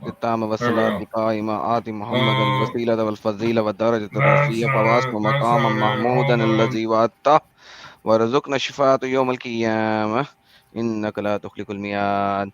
I'm the Muslim here, brother. This isn't the Urdu room, Adam. Now slow down. I was speaking Arabic, not Urdu. Well, what are we supposed to know the difference? Okay, Red, go ahead and share that screen. Let Red do what he's going to do, and we'll get to you, Adam. Yeah. Give me a second. So this is Maimonides' letter to the Yemen. You guys know who Maimonides is? Muslims actually claim that he reverted to Islam. He was the 10th or 11th century Jewish rabbi. They claim that he reverted to Islam. He was actually the physician to Saladin during the Crusades, Kingdom of God's kind of stuff. You know what I mean? The one that went against Richard the Lionheart. But anyway, so this guy he's very important. Okay. To Jewish rabbinical thinking. This is actually in a letter to the Yemen. The Yemenis wrote to Maimonides asking them about Islam and whether they should convert to Islam or whether they should accept this Muhammad as a prophet because they're saying he's a prophet just like the Jews, etc., etc. After completely attacking Muhammad and the religion of Islam, this is what he has to say. Daniel prophesies about this madman. Okay. This event was predicated in divinely inspired prophecy of Daniel, according to which some future time a person would appear with a religion similar to the true one, with a book of scriptures and oral communications, who will arrogantly pretend that God had vouchsafed him as a revelation, and that he held converse with him, with him, besides making other extravagant claims. Thus, Daniel, in his description of the rise of the Arabic kingdom after the fall of the Roman Empire, alluded to the appearance of a madman and his victories over the Romans, Persians, and Byzantine empires, in vision concerning a horn which became longer and strong. Letter to Yemen, section 4. Daniel, in the later part of this allusion, alludes to the kingdom of the Arabs, to the rise of Muhammad, and then to the arrival of the Messiah. Similar, Isaiah intimated that the coming of the Messiah will occur after the rise of the madman. In the verse, and he quotes the verse. Letter to the Yemen, section 15. For those of you that do not like quoting sources, there's my source. Okay, here we go. Remember the whole time. So here we go. This Jew that later converted to Islam is calling Muhammad a madman. But remember, the Jews were treated kindly by Muslims. Here is a 10th or 11th century Jewish rabbi. As a matter of fact, he was in the court of Saladin. Okay? All right? Okay? Here's what he writes about these Arabs. Remember, my co-religionists, that on account of the vast number of our sins, God has hurled us in the midst of this people, the Arabs, who have persecuted us severely and passed baneful and discriminatory legislation against us. As Scripture has forewarned us, our enemies themselves shall be judge of us. Deuteronomy 32:31. Even though Maimonides lived during the third and fourth Crusades, okay, this is what he had to say about the followers of the madman Muhammad. Never did a nation molest, degrade, debase, and hate us as much as they. Therefore, when David of blessed memory, inspired by the Holy Spirit, envisioned the future tribulations of Israel, he bewildered and lamented their lot only in the kingdom of Ishmael, and prayed in their behalf for their deliverance, as it is implied in the verse, woe is to me that I sojourn in Meshech, that I dwell besides the tents of Kedar. You know how the Muslims like to say Kedar, Kedar, Kedar, right? Proverbs 125. Note the distinction between Kedar and the children of Ishmael. For the madman and imbecile, yeah, he really liked Muhammad, is of the lineage of the children of Kedar, as they readily admit, right? Daniel alludes only to our humiliation and degradation, like the dust and the threshing suffered at the hands of the Arab. May they speedily be vanquished, when he says, and some of the hosts of the stars that cast down the ground and trampled upon them. Daniel 8:10. Although we are dishonored by them beyond human endurance, and had to put up with their fabrications, yet we behave like him who was depicted in inspired writer. But I am as a deaf man, I hear not, and I am dumb man that open not his mouth. Psalms 38:14. Similarly, our sages instructed us to bear the provocations and preposterousness of Ishmael in silence. He continues. All this notwithstanding, we do not escape the continued maltreatment which well nigh crushes us. No matter how much we suffer and elect to remain at peace with them, they stir up strife and sedition. Yeah, does that sound to me like a dude living during the Third and Fourth Crusades? An actual physician to Saladin himself, okay? They claim that he actually converted to Islam later on. Does that sound like him, that this man is reporting as a man on the street that the Muslims treated the Jews with so much kindness? Well, and this is the point that I was when I heard him say this about how the Muslims had treated kindly the Jews. You know the guy's lying because of excerpts just like this. These people that lived at that time that interacted with these guys, but also from the Hadith and the Quran literature itself. And that's what I wanted to show. As I wanted, you can see what the fruit of what their writings are. And I wanted to go into their writings here to show you exactly. Whoops, wrong one. Exactly what the Quran and the Hadith literature say about the. Where am I? Here we are. Okay, what they say about the Jews. You look at, we start with Bukhari, which is supposed to be the most trusted of all the Hadith compilers. Look what he says right here. Umar, what did Umar do to the Jews from Arabia? He expelled them. But the Jews requested Allah's apostle to leave them there on the condition that they would do labor and get half of the fruits of the land. And Allah's apostle said, we shall keep you on these terms as long as we wish. And what are they? And does this sound like they are living peaceably with the Jews? No. This is a conquering people, conquering the Jews, forcing them to give them the proceeds of their labor. And he'll do it as long as they want. And guess what? Just as soon as Umar becomes caliph, they get expelled. So they didn't get any benefit from that. Remember, Umar converted to Judaism after he died. They buried him in the Jewish quarter of the cemetery. Okay, I don't want to get into that, but I've heard that before. Yes, I agree. Quran. Now this is Allah. Here we go. Allah saying this about the Jews.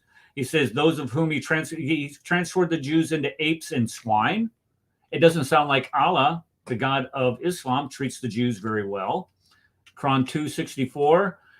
Again, it restates, so they became apes and despised, and they were hated. And you go to Ishaq, which is the Sirah, the biography. The Jews are a treacherous, lying, and evil people. Hamza, it doesn't sound like you treat Jews very well. But that was all abrogated. I doubt it. 59:14. The Jews are devoid of sense. 296. We will remove the Jews from the we will not. That's kind of an important word. We will not remove the Jews from punishment. 445. And sufficient for the Jews is what? The hellfire. There you go. 59:14. This is all Allah saying. Muslims are not supposed to do this, right? Allah is going to do this. They're not supposed to do what? Allah is supposed to do this, not the Muslims. Show me when Allah says Muslims, you should do this. I'm not following. Okay, this is Allah. That's a good point. Allah is the most powerful God, and He will punish the Jews, not Muslims. Muslims are supposed to live in peace. So it's not the Muslims who are supposed to be doing this. But, Yes, sir. Or Allah could use Muslims to do it for him. Exactly. But I'm just telling you exactly what a Muslim will say. See what I'm saying? Well, quit thinking like a Muslim. No, I cannot, because I debate with Muslims every other day. I get it. Okay, let me just get through these. I don't have too many more. Hold on just a second. Even Ishaq, Allah increase their sickness. They are mischief makers. They are fools. They contradict what the apostle has brought you. I wonder why. Quran 541. They change the context of the words from their times and places. Hereafter, a heavy punishment awaits them. Al-Tabari, two religions cannot coexist in the peninsula. And here's where Umar expels them. Then he sent the Jews saying, Allah has given permission for you to be expelled. 542, they are fond of listening to falsehood, devouring anything forbidden. They are greedy and illicit gain. Let's see. Oh, and here's my favorite. People of the book, which is the Jews and Christians, they are the worst of creatures. The worst of creatures, even slugs, snails, snakes, anything that creepeth on the earth. They are worse than them. Worse than cockroaches. Even demons. They're worse than demons, yes. And cockroaches. Love them cockroaches. Curses pronounced on the unbelievers, the children of Israel. Ishaq, Allah sent down a Quran forbidding them to take Jews. Wait a second. What do you mean they can take Jews as friends? They can't do that. I thought if you listen to some of the Islamic apologists today, they could take Jews as friends. No, they can't. Well, Allah why said in not? Quran, Allah said in Quran, do not take the Jews and Christians as friends. Yes. No. Okay, now hold on. This kafir knows Quran 5:51. as allies. What is Friends. an ally? Wali, a friend. It Come on. doesn't say- it Allies, doesn't don't say- take it don't doesn't go say to a friend, that says ally. don't go to a nitpick of a particular translation in Arabic. It's just like, come on, man. Don't be I'm don't just be telling a you. fool. I know. I get As it. I've heard that argument awliya. before. It doesn't say friends. It says allies.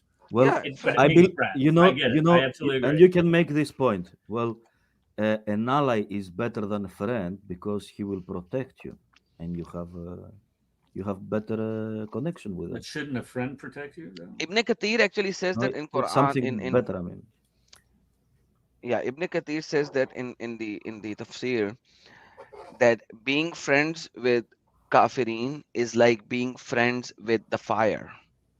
That's his translation. By the way, you Who will not says find this? that in you will Kathir? not find you will not find that in uh, English, but it's in Ibn Kathir. Let me just show it to you. Let me figure it out where it is. Yeah, because who did they partner up with in World War II? Sorry? Who? Hitler. yeah, they did. The Grand They Mufti did. of Jerusalem, sure, yeah. Al Husseini, whatever his name was. Yep. Who do you think gave him advice about getting rid of the Jews? I wonder where that came from. Eric, I yes. wanted to ask you. You went. You showed us a slide where Umar said that Allah gave permission to expel the Jews. Right. Yep. Let me go back to it. Change this context. Their mischief makers, their hostilities. Oh my goodness! Why do you make me find these things? It was like a couple of slides previous. Yeah, it wasn't this far back. Oh, here we are. Right here. I got it right here. Umar expelled all the Jews and Christians from Arabia. Allah's apostle and the Muslims, but the Jews requested Allah's apostle to leave. No, not this one. Not this one. I know there was another one. There's another one. There was another one. Menu, mischief makers, they changed the context of the words to religion. Here, the messenger said that during his final illness, no. Listening falsehood, it's here. People of the book. Not to the Jews. This one. Some Muslims remain friends with the Jews, so Right. Allah sent down the Quran forbidding. No, it's not that one. Yeah. Well, it is something like with the Quran you had and the Ishaq as well, and where it says Umar said that Allah gave permission. Who is Umar? Is Umar the Muhammad? He's not supposed to be. No. Yeah, So he's not a prophet. How does he know what Allah wants? Who? Umar? Yes. He was a rightly guided Caleb. He's got to know. But he's not a prophet, is he? He's not a prophet. So he cannot say. So he cannot say what Allah wants and what he doesn't want. I mean, based on Islamic tradition, it shouldn't be that Umar, can say what Allah wants. Yeah, since that's a he's huge not problem. a prophet. I mean. I see what you're saying. I agree. You know, if he's a prophet, it's just like there's that hadith where because I know what a prophet would know the answers to these three questions. He negates that Muhammad is the last prophet, and he takes prophethood after the last prophet. How it makes no sense Islamically speaking. Is this the one that you're talking about? Umar expelled all the Jews and Christians from Arabia. No, not that one. That's not the one to put. Well, no. What the heck? I don't have. That's it. That's all I got, man. Go front. I will tell you which one. Okay. Go. Slowly. Go.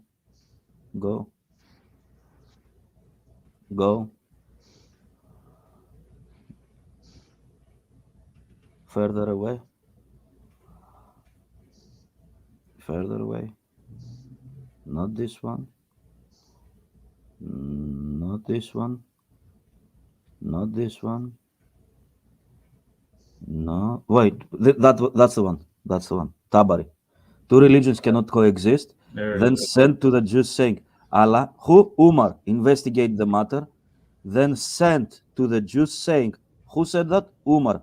Allah has given permission for you to be expelled. How is he saying that? He's saying, Yeah, for I that's received for hold on. He says, I received word from the prophet said that the two religions. So what he's doing is he's using an application of what Muhammad had said, that the two religions cannot coexist on the Arabian Peninsula. Yes, but Allah didn't say that. The messengers only said that two religions cannot Okay, coexist. so he's That's it. acting in place of the messenger himself. Yes. Okay, yeah, I I mean, agree. he's putting to Muhammad words that he didn't say. He could say, "Oh, okay, they cannot coexist, so we have to, how to say it, convert them." Right. Okay, but what he does, he says that Allah has given permission for you to be expelled, so he's not converting them, okay, and he expels them. So he lets them to be still Jews, which he shouldn't do, since Muhammad came to make everybody Muslims. That's one. Second, he puts words to the messenger of Allah that he never said. And third, maybe he goes against what Allah wanted, because maybe Allah wanted them to become Muslims. You know, not to be expelled.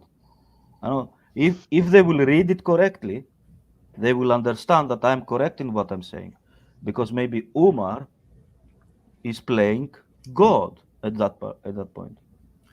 You know, and this is, you know, where you know, we can sit here and point out all of these inconsistencies in their hadith literature, and argue with them back and forth. Well, it says this, it doesn't say this, and this is where, you know, and I know Adam disagrees with me on this one, and I know many on the panel here disagree with me on this. But if you take out that one leg of that three-legged stool, the idea that Mecca was actually a city in the 7th century, what you do is you wipe from their entire slate all of these hadith that include their history. And when you take away a religion's history, you have nothing left. The only thing you have are these oral traditions.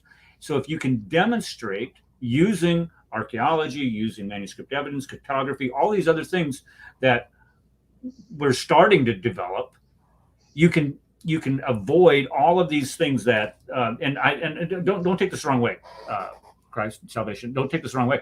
You can sit here and point out all these things that they did and they misapply them, and then you can sit here and point out, like Adam does, and you can point out like Rad did, all these things that these people did using these traditions that are evil against all kinds of other people groups. But yet it still remains to them anyway, a valid jumping off point to continue to act out against all of these people.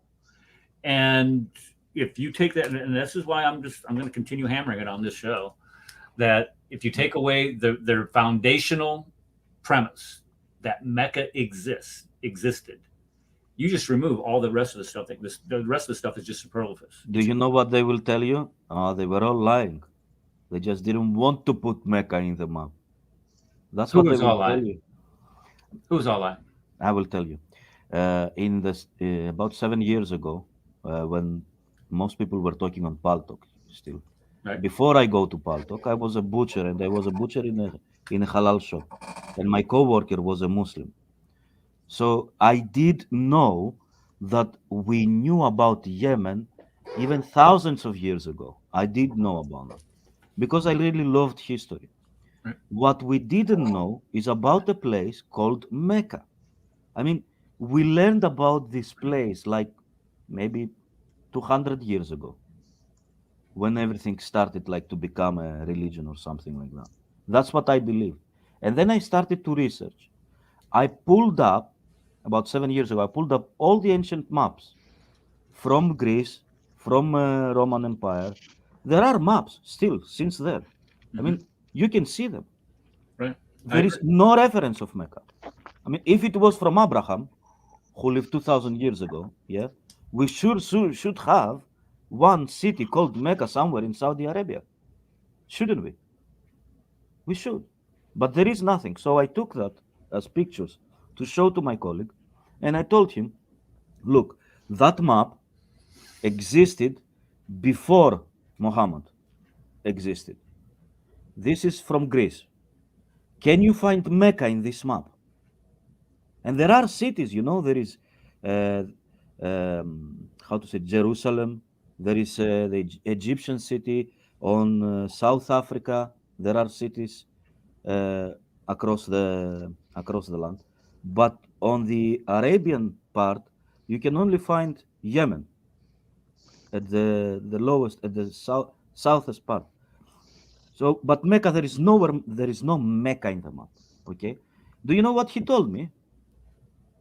He told me, they were how to say, this is a conspiracy. Hey, I had something even worse. You just can't fight stupidity like that. You can't. No, I even had a Muslim straight up tell me, even if it is false, I will believe in it. All of it is from Allah. Right. I want to say something funny because it reminded me of the movie My Big Fat Greek Wedding. I don't know if you've seen that, Christ is Salvation. It's a hilarious movie. But he always said, everything comes from Greece. It sounded just like that. You know what you just said? Now when you say there was a mosque in Greece. No, not mosque. Okay. I didn't say something like that. What did you say then? I said we knew since ancient times that there was a Yemen, a city called Yemen. We knew that. I mean, we could speak about it in Greece without knowing where exactly it is. Okay, we know about that city. We know it through history that this city exists. Okay, but we didn't know anything about any city, about like Mecca or something like that. Right. We didn't know it. Historically, it didn't exist. There is no historical point of any Mecca in Saudi Arabia. There is nothing. Well, I'm not following. They did not teach you this in your school that there was no Mecca. No Mecca at all. There is no Mecca in history historical books. Well, I would agree with this. I agree wholeheartedly, and this is we did an entire show dedicated to pointing out all of the people that did write that number one, that would have a vested interest into mapping out and describing all of the known locations in that part of the Arabian Peninsula. Strabo, Agatharchides, Ptolemy, all these people that wrote about it never once mentioned Mecca. And as a matter of fact, all of them, when they start describing that region, the ones that do describe that region, they say it's uninhabitable. You can't live there. Why? Because there's no water. They get 4.3 inches of water a year. You cannot grow anything and maintain any type of civilization, let alone a religion, in a region of the world where you simply cannot live. And so when you start pointing these out to them, the only argument that I have heard for the existence of Mecca in the 7th century is a 2nd century mention of a city of Makaraba by Ptolemy, who, oh, by the way, never set foot in Arabia. And number two, there's 3 points here. Number two, the word Makaraba, the etymology of that word has nothing to do with Mecca. And number three, more importantly, when Ptolemy provides the meridian mapping coordinates for this, it places Mecca east of Medina instead of west.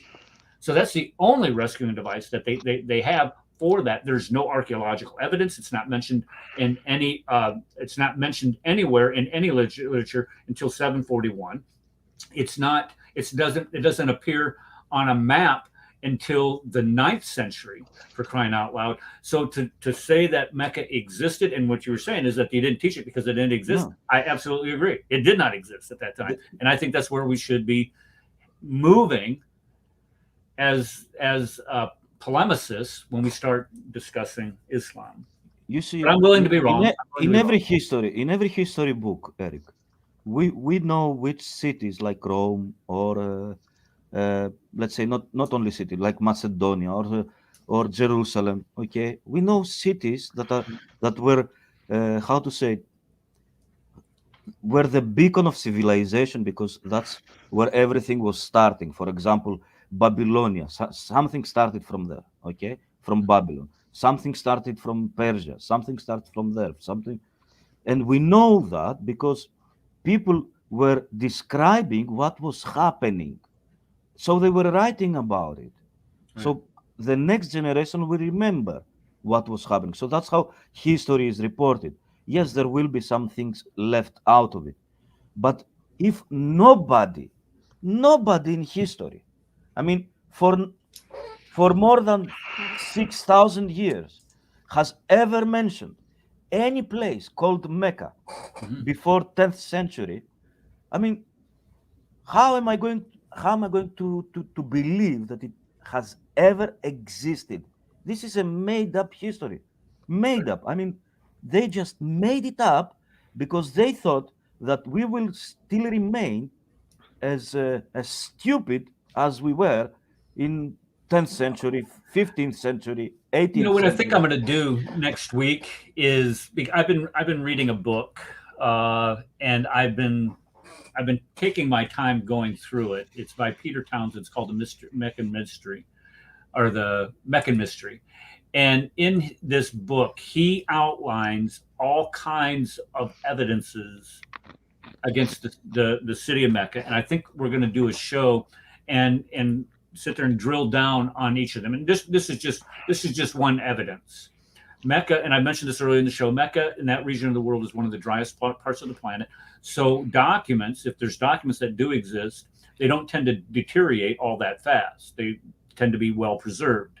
So we have huge amounts of manuscript evidence that describes different tribes within the region, different locations, different civilizations, and trading opportunities. What were these people like? Because we want to trade. If you want to try to trade with these people, these are the things that you should be doing with these people. And all of these things are in these manuscripts, and you'll never guess what's never mentioned.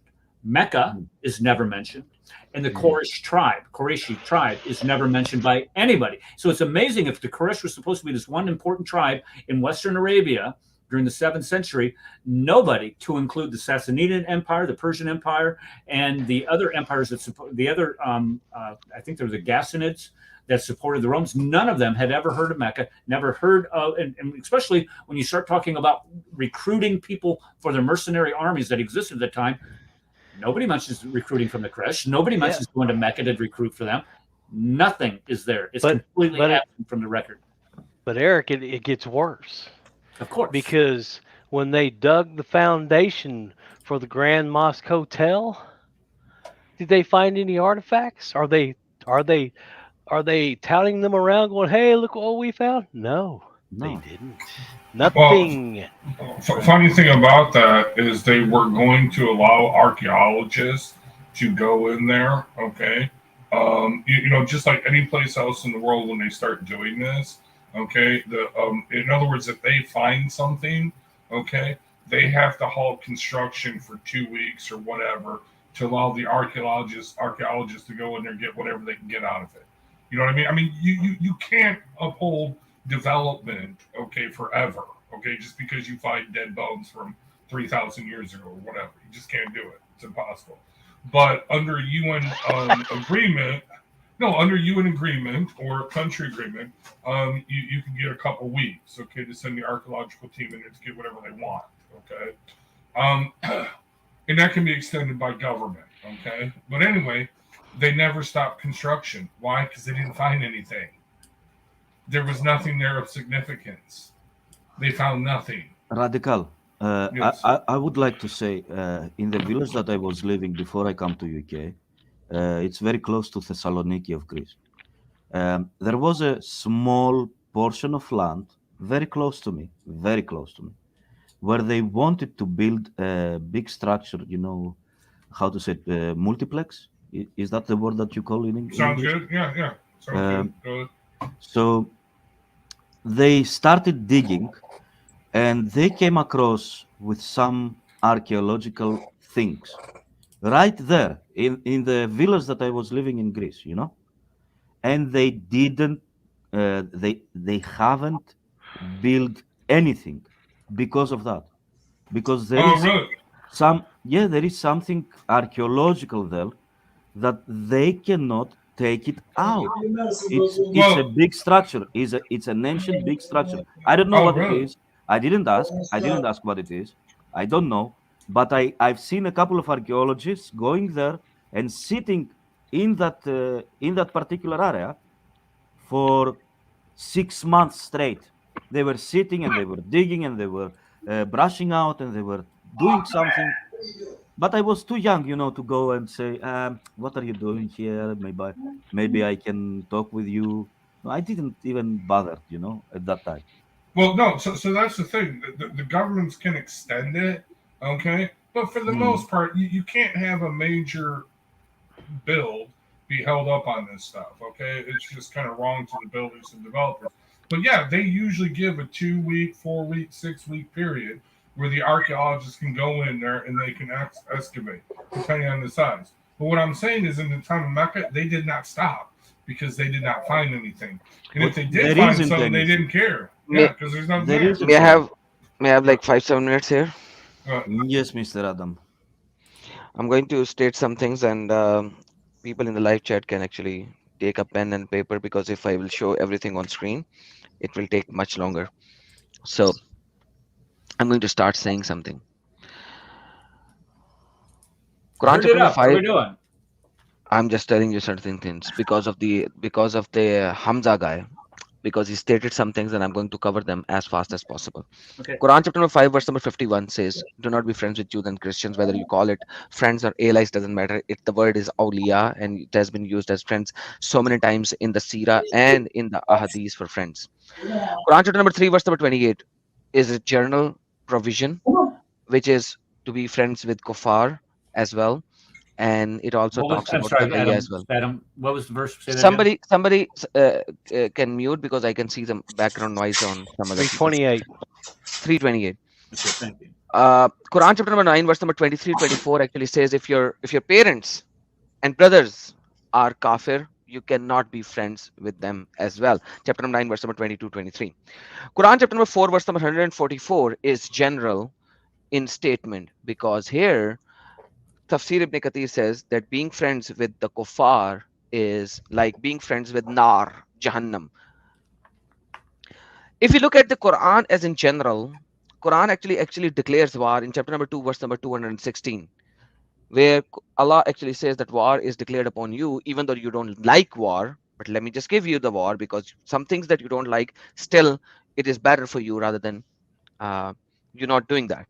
Quran chapter number 47, verse number 35 says that if you are the uppermost, if you are more in power, then you have to start doing war, because at that time no salam is going to be accepted. Are you coward? That's what Allah is saying to the Muslimin. Now you have the uppermost, now you have the upper hand. Stop being a pussy and start fighting. That's what Allah is saying. Quran chapter number 5, verse number 51. Abstain from profanity, please. I'm sorry about that. It's just how I sometimes speak, being a Pakistani and a Punjabi. Sorry about that. So with that being said, we go further into it, that killing everyone except in just cause. Muslims will always proclaim chapter number 6, verse number 151. This is the verse that Muslims will always proclaim and say, we do not kill everyone. We do not kill everyone. But here Allah put an except, and Allah put an except every single time in most of the verses, rather 90% of the verses, except. Same is the case here. Allah says except in just cause. What is a just cause? Forbidden souls are mentioned in Quran chapter number 17, verse number 33, Quran chapter number 25, verse number 68. Also in Sahih al-Bukhari, it says 3 people are to be killed for the just cause. What is the just cause? This is the explanation of the just cause. The cause of Allah. The one, exactly, because Allah talks about Muslims' blood cannot be shed except in just cause. One, qasas, for a murder, killing for a person who kills. Married person who commits an adultery, sexual intercourse, and the one who reverts from Islam becomes a murtad. Now here, it's only mentioning about a Muslim, blood of a Muslim, not a blood of a kafir. You need to understand that. Now, when we go further, and I'm talking about the revelation order again now, 833, 839, sorry, verses, it's considered to be the first verse of jihad. Considered to be, even though that Quran chapter number 2, verse number 216 seems to be coming earlier, but Quran chapter number 8, verse number 39 is considered by most of the scholars to be the first verse of jihad. You said Otherwise, 839, 216, Adam, slow down. 839, 839. 839. Okay, thank you.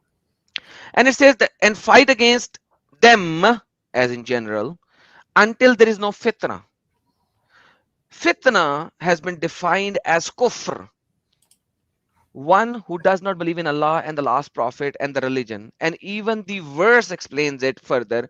And the religion of Allah is there. And if they cease, then don't fight with them. This is a generic verse which comes. This is the first time in reality in chapter number 2 and chapter number 8 where things started to come into the fighting territory, because before chapter number 2 all of the verses were coming in the Makkan period. Over 50 surahs came in the Makkan period and then came to the Madni period, and the first verse in the Madni period came in chapter number 2, and chapter number 8 is the second one afterwards. Quran actually claims Muslims to be the terrorist, and I'm not saying that. This is what Quran is saying. That let me just tell you, Quran chapter number 3 verse number 151, 152, 151 and 152. I'm reading it as it is. We will cast terror into the hearts of those who disbelieve. Now here Allah is claiming that. So Al Muslims comes up, hey, Allah is saying that Allah is going to put terror into the hearts, not the Muslimin, not the Muslimin. That's 151 verse of chapter number 3. But let's go to 152. Allah uses Muslimin to do that. And Allah has 52. I'm reading chapter number 3, verse number 152. And Allah has certainly fulfilled his promise to you when you were killing them by his permission, until when you lost courage and fell into disputing. And you can read the rest of the verse. I don't have to read it. So the whole idea is that when Allah cast terror into the hearts of the Muslimin, he cast it through the hands of the Muslimin. This is more evident from Quran chapter number 8 verse number 12, Quran chapter number 8 verse number 60, Quran chapter number 33 verse number 26, Quran chapter number 33 verse number 27, Quran chapter 59 verse number 2, Quran chapter 59 verse number 13. Quran chapter number 59 verse number 13 is actually giving it a more logical understanding. You believers are more fearful within their breasts or chest, or however you may like to translate it, than Allah. That is because they are people who do not understand. So you Muslimin are the ones who are going to do that. And read the tafsir for that. When we actually look forward into it, how Muslim are to treat non-Muslims when Muslims are the uppermost in that particular country. Jamia Tirmidhi 2700, Sahih Muslim 2167a, and Sunan Abi Dawood 5205 actually says you can't even give salam, assalamu alaikum wa rahmatullah, to Jews and Christians, let alone any other kafir. 17 times a Muslim will recite Alhamdulillahi Rabbil Alameen, Surah Fatiha. When you read Surah Fatiha, it seems like to be a very nice dua, a very nice prayer. But when you actually go to verse number 5, 6, and 7, it goes into a very different dimension. Ihdina sirat al-mustaqim, guide us to the straight path. Sirat allazina an'amta alayhim ghayril maghdubi alayhim waladdallin. What are the people who are makhdub and what are the people who are dua? They are the Jews and the Christians. The Muslims actually curse 17 times to the Jews and Christians if a Muslim is only praying the Farad prayer. Adam, hold on just a second. So what you're saying is that when we had American soldiers, dead American soldiers, their bodies being shipped back to the United States, and when those planes landed with those bodies on it, and they had a Muslim imam go out and pray Fatiha. He is cursing the Jews and the Christians. He was cursing those the Jews and soldiers. Christians. Yes, sir. Yeah. Yes, sir. Let me tell you something else as well over here. I have done this debate on an Indian news channel called News Nation. It's a news satellite news channel, and I was debating a imam of an India, and I claimed from the Quran and I can do this whole series with you in your channel if you would like me to do that. That if a American Muslim will go out and fight in one of the 52 Muslim countries, he will go straight to hell, according to Quran, according to Sirah, according to Tafasir, according to Ahadith. So say that one more time, just so I. If a Muslim American goes out and fight to protect his country, America, fighting with any Muslim country, he will go straight to hell. And I have done a live studio debate with two different Muslim imams. One is in News Nation that got so much famous that it's unbelievable. One was done in a sub-Indian channel, Sudarshan News, which is a very small news channel, which is localized news channel, but News Nation is a satellite channel, so you can actually see that from there as well. But it's in Hindi, so probably you will not be able to do that. But once again, your question: a Christian coming back in a coffin and a Muslim Imam praying Surah Fatiha on it, he is cursing him. That's what Surah Fatiha is in reality. And they pray that how many times a day? 17 times if they are offering only Farad prayer. If they are offering Sunnah prayers and Nawafil, it exceeds to up to 80 plus times. Amazing. Imagine the power of Christ when someone curses you about 90 times a day and nothing goes against you. Speak about the power of freaking Allah. It's like I'm rubber, you're glue. What you say to me bounces off me and sticks to you. Let me go forward. Then in Allah says in Quran chapter number 47 verse number 4. So when you meet those who disbelieve, strike their necks until when you have inflicted slaughter upon them and secure bound, and either favor afterwards or ransom until the war lays down its burden. Now here Muslims actually say this is only about the war. It has nothing to do with normal times. This is war time. This is not the time when it is not war, when it is normal. Doesn't matter. Let me bring you another verse. Quran chapter number 33 verse number 26. And he brought down those who supported them among the people of the scripture from their fortresses and cast terror into their hearts. A party of you killed and you took captive a party. Now you are attacking, my friend. They are not attacking. So Islam actually proclaims that you need to go out and attack their castles, attack them, make them submissive. Quran chapter number 9 verse number 5 actually says kill wherever you find him. And in the early scriptures of the Quran, for example, the Tafasirs of Quran, Qurtubi, Tibri and Ibn Kasir calls it a generic verse. But later they actually proclaim no, it's only about the Makkah and Medina when the Makkah was attacked by the Muhammadan. It has nothing to do with perfect, doesn't matter. In verse number 18 of chapter number 9, the context switches.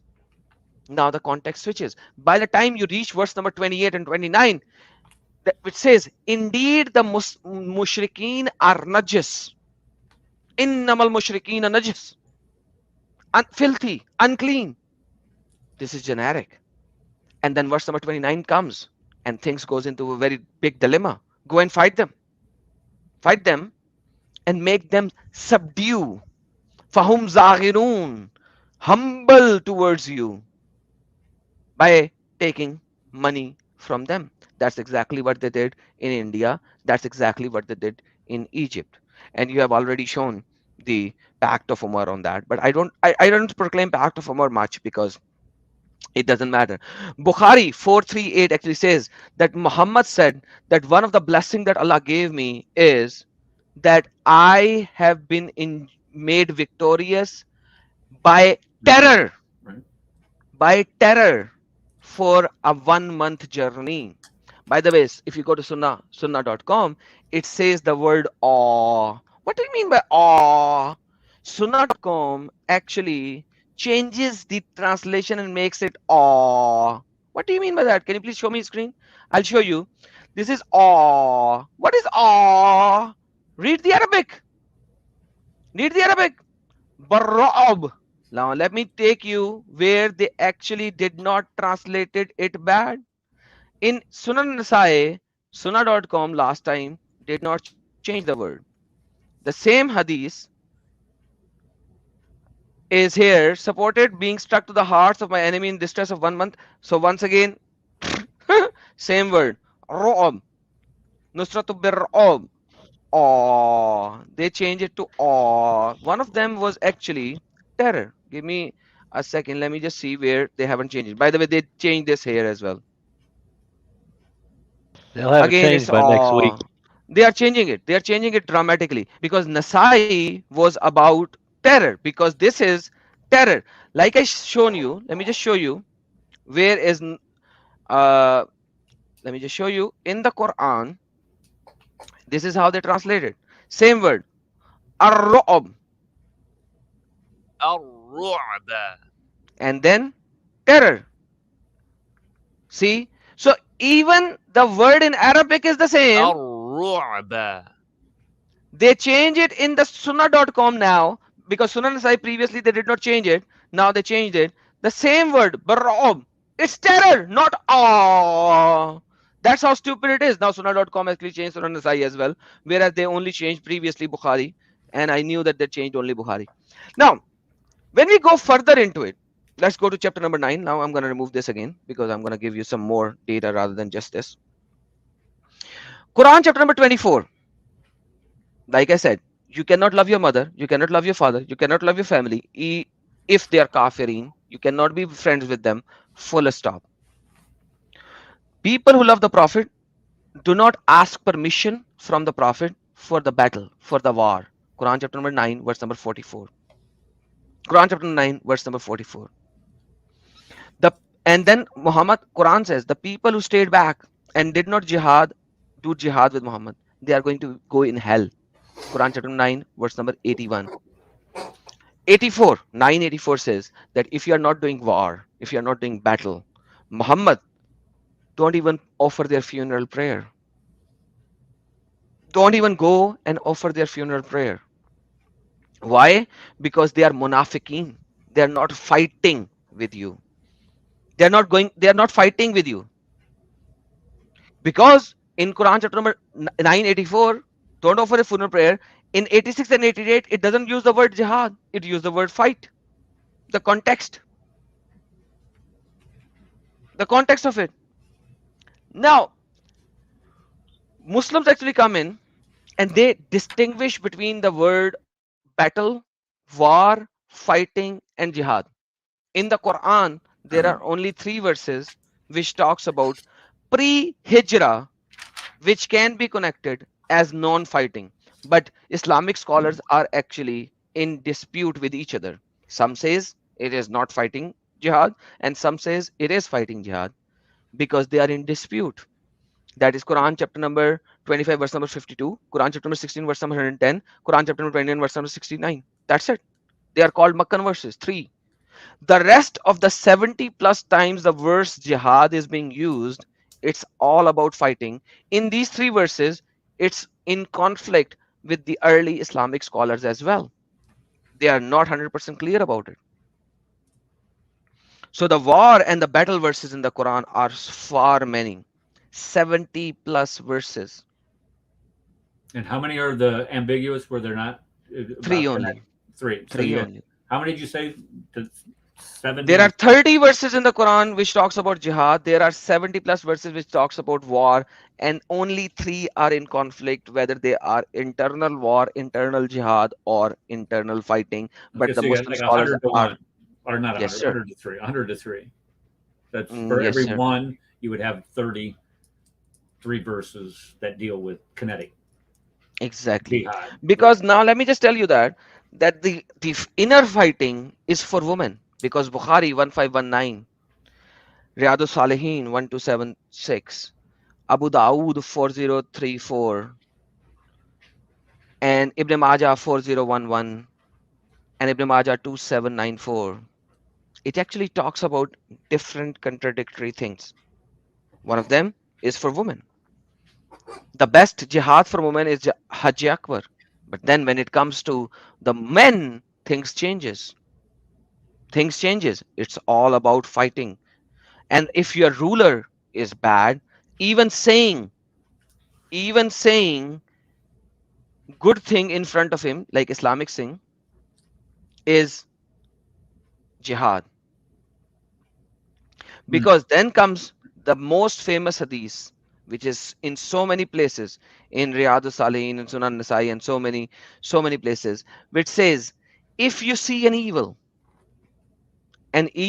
is a falsified translation of it, because it says man ra'i al munkar. Munkar means anybody who has denied Allah and his apostles' statement or seeing. On Allah and his apostles' sayings. So any kafir, what do? You should actually stop him with your hands. If you cannot stop him with your hands, then stop him with your words. So because ruler is a ruler, hence you have to use the words. And if you can't even use the words, then think of it from your heart that he is doing bad. What is that again? I've heard you say this before. What is that again? Man ra'i al munkar.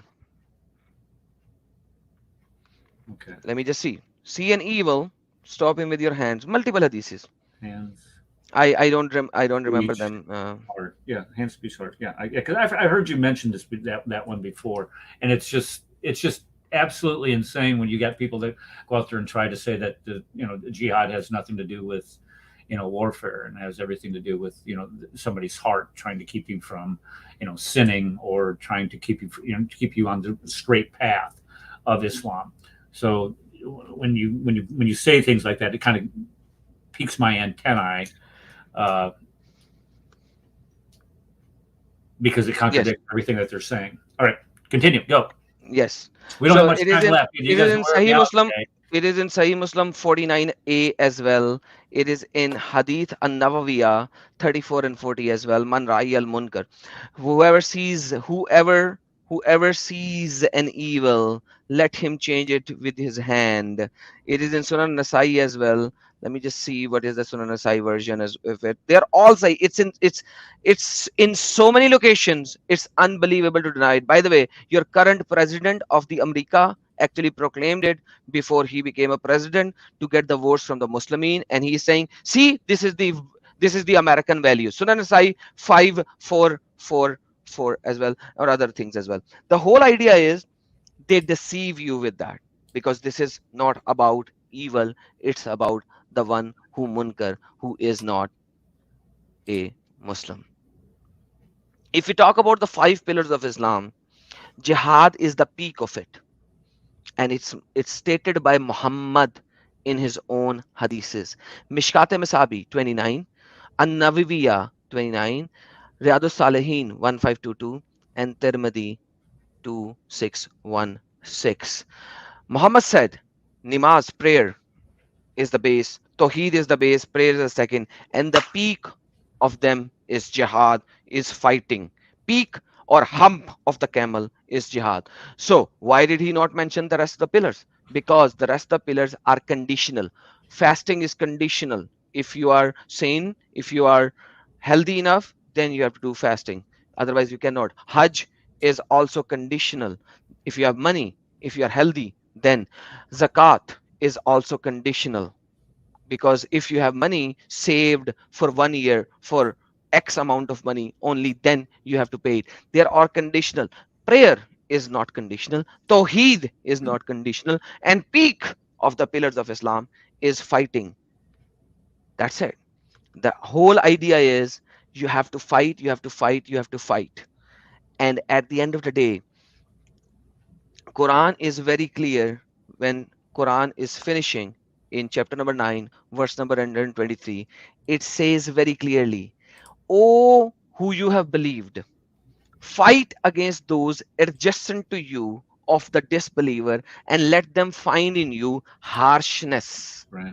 Harshness. 123. Total 126 verses, right? 123. Last verses. Everyone you should fight. If you're in America living, your next door neighbor, He needs to feel harshness in you because he's a Christian, he's a Jew, he's an atheist, he's an agnostic, Hindu, whatever you may say. You need to make him feel harshness is in you if you are a true Islamic believer. This is how Quran finishes his revelation to Muhammad, which is supposedly a mercy for the whole mankind. Where is the mercy? Where's the mercy seat of Allah? It is merciful. We can't find it. It is merciful. They kill you. This is the mercy of Allah. Yes, they kill you so that you won't become Muslim. So when Hamza actually said, if everyone become like, it's how crazy it is. Islam comes from the utmost demonic forces in the world. And Hadith says, if you have not even thought about fighting, let alone fighting, if you have not even thought about fighting, you will burn in hell. You will be raised among the munafiqeen. And according to Quran, the munafiqeens are in the lowest part of hell, means they are the fuel of hell. So at the end of the day, this is a demonic cultish movement to destroy this world. And I challenge each and every Muslim to come up and say, I am wrong. Well, I think there's an avalanche of evidence that you presented there, and you and I are probably going to have to get together offline so I can to get that. My brain is overloaded. I know. Dude. I just felt like you ever hear the phrase "drinking from a fire hydrant"? No, I have not. Okay. Yeah. You know what a fire? Okay. Do you know what a Yes, fire hydrant? Okay. So when you open up a fire hydrant, you try to get a drink out of it. What is that like? You can't. I mean, it's just too much water there. It knocks you over, and that's kind of like what you just did for us, and I appreciate that. What I want to do is get some time together, maybe do a show where we can go through those verses slower, so I don't have to, because I don't even know what these verses I wrote. I don't even know what the heck I wrote. Yeah, definitely need to break that out and expand on that. Yeah. You just gave like in like 20 minutes now. You just gave like 4 shows worth of material. Right. Yeah. He's you like, know what I mean? He's like, I will tell you something just for 10 minutes. Come on. Just calm down, man. Dude, you guys were talking for 2 hours, and I was like, I need a very little time. Just let me push the last boat into the sea. That's all what I did. Okay. But So at the end of the day, you could get all the time you needed. The fact of the matter is that Eric tried to keep up with you writing down I the couldn't verses. keep up. I mean, it's going too fast. And I'm looking at him. What did he say? I know. What did you just say? Okay, Adam, what I'm going to do, Adam, I'll send you a Skype message, and maybe we can set something up here within the next couple of weeks and do this the right way. Because I mean, people need to understand this, and this I've said it. And sometimes I get myself in trouble in certain circles by saying that. But when we start looking at this ideology and the emphasis behind the emphasis and the impetus and the foundation behind this ideology, the Quran and Muhammad, and what they did, and what it says, and what they've done throughout history to other people groups that do not bow a knee to Mecca 5 times a day, is absolutely horrendous.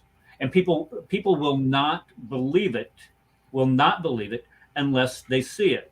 And what you were reading off these verses, the likelihood of somebody coming to the show and viewing the show today and going through there and writing down those verses and going and looking them up themselves is not very high. But if we had you on and we did a show and we went through these verses and you could share the screen and you could show us what these words are in the Arabic, of course, we always got to know what the Arabic is, of course, because if you don't know Arabic, well, then you can't understand Islam. Baloney. We would have you on so you could do that. Would you be willing to do that on a Sunday? I will. No worries at all. We will do that. But at the end of the day, Eric, the whole idea is whenever you feel like comfortable, we'll do that. The whole idea is that my country was invaded by Muslims. Yes, it was. You need to understand that. Yeah, I get it. I understand. Yes, I'm a history guy. They made the people subdued. They raped, our ancestors, Mhm. females, raped them, killed them, molested them. Unlike Egypt, the beautiful part of that area was that it was not under one single ruling. It was up about areas. They took 800 years and still were not able to conquer the whole land because it was divided by areas. That was the only difference between that land versus Egypt. Right. And what they have done with Egypt, you guys already know that.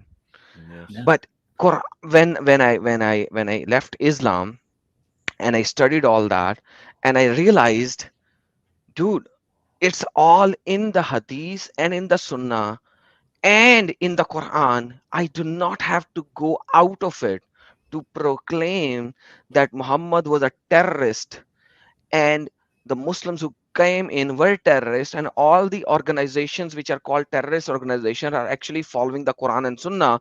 The rest are hypocrite according to Quran.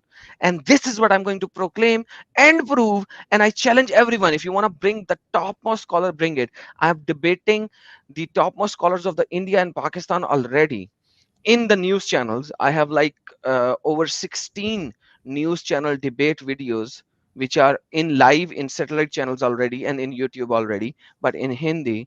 But somebody needs to tell me that I'm wrong, because if I'm wrong, then Tipri is wrong, Qurtubi is wrong, Ibn Kathir is wrong, Jalalain is wrong, and all the early scholars are wrong.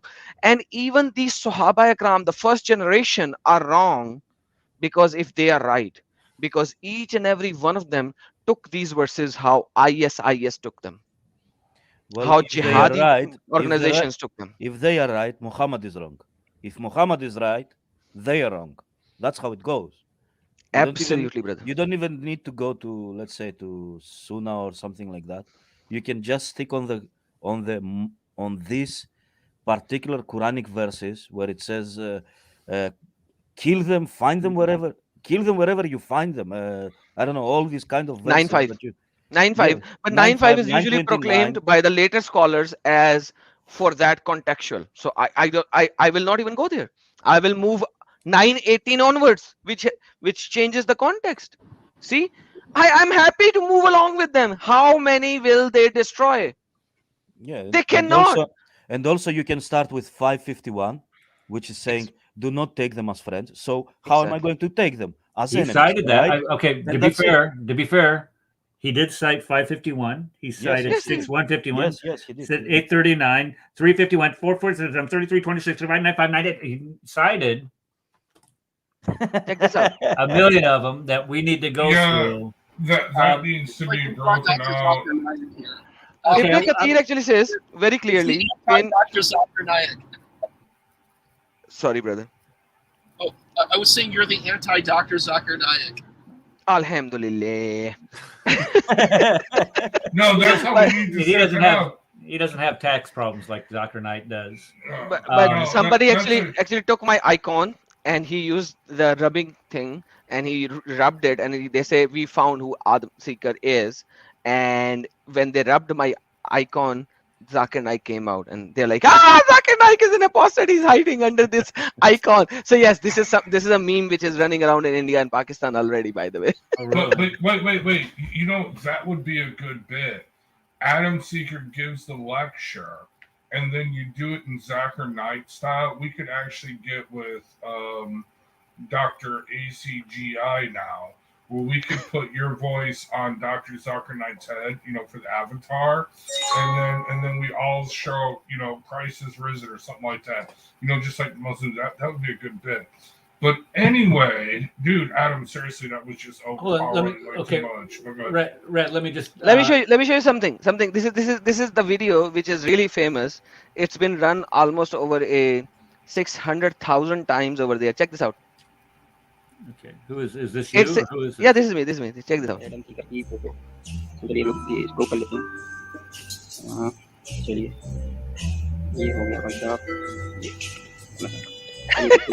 Oh my gosh. Adam Seeker's face revealed. Please protect Tom. Yeah, it looks just like you, bro. Oh. They're doing like a scratch out. I see what you're saying. Oh, no.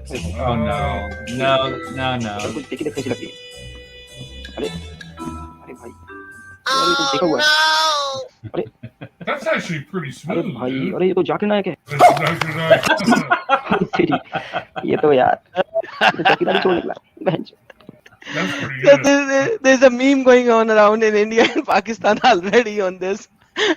That's hilarious. That's actually good. I like that. That's funny. That's actually good. Anyway, can I play my video now or what? Yeah, no, I'm going to say, well, I'm going to do one more thing, and then we're going to get to your video. Okay. Kufar phobia. You have a debate at 7 o'clock Central Standard Time, 8 o'clock Eastern Standard Time would be. Yeah, about 35 minutes. Okay. Who is it with and what is it about? And where can we go to it? It's on Clubhouse. I'm not sure if I'm going to be able to stream it because last time I tried to, the audio got screwed up. So it's going to be on Clubhouse. It's some guy that wants to debate me on, is the Quran the words of Allah or men? How did you get somebody to do that? That's so easy. That's so easy to destroy. Yeah. That is so easy to destroy. There are 279 times Allah mentioned in Quran maybe. If Allah is the true sovereign God, how can he use the word maybe? The Arabic is la'al. If you want some verses, chapter number 2, verse number 21, 52, 53, 63, 73, 150, 179, 183, 153, chapter number 3, verse number 123, 132, 206, 35. Jesus has risen! 279 times Allah used the word maybe in Quran. If Allah is the most sovereign God who knows everything, how the hell he is using maybe la'al in 279 times in Quran? Maybe because it's Muhammad speaking. Exactly. Yeah.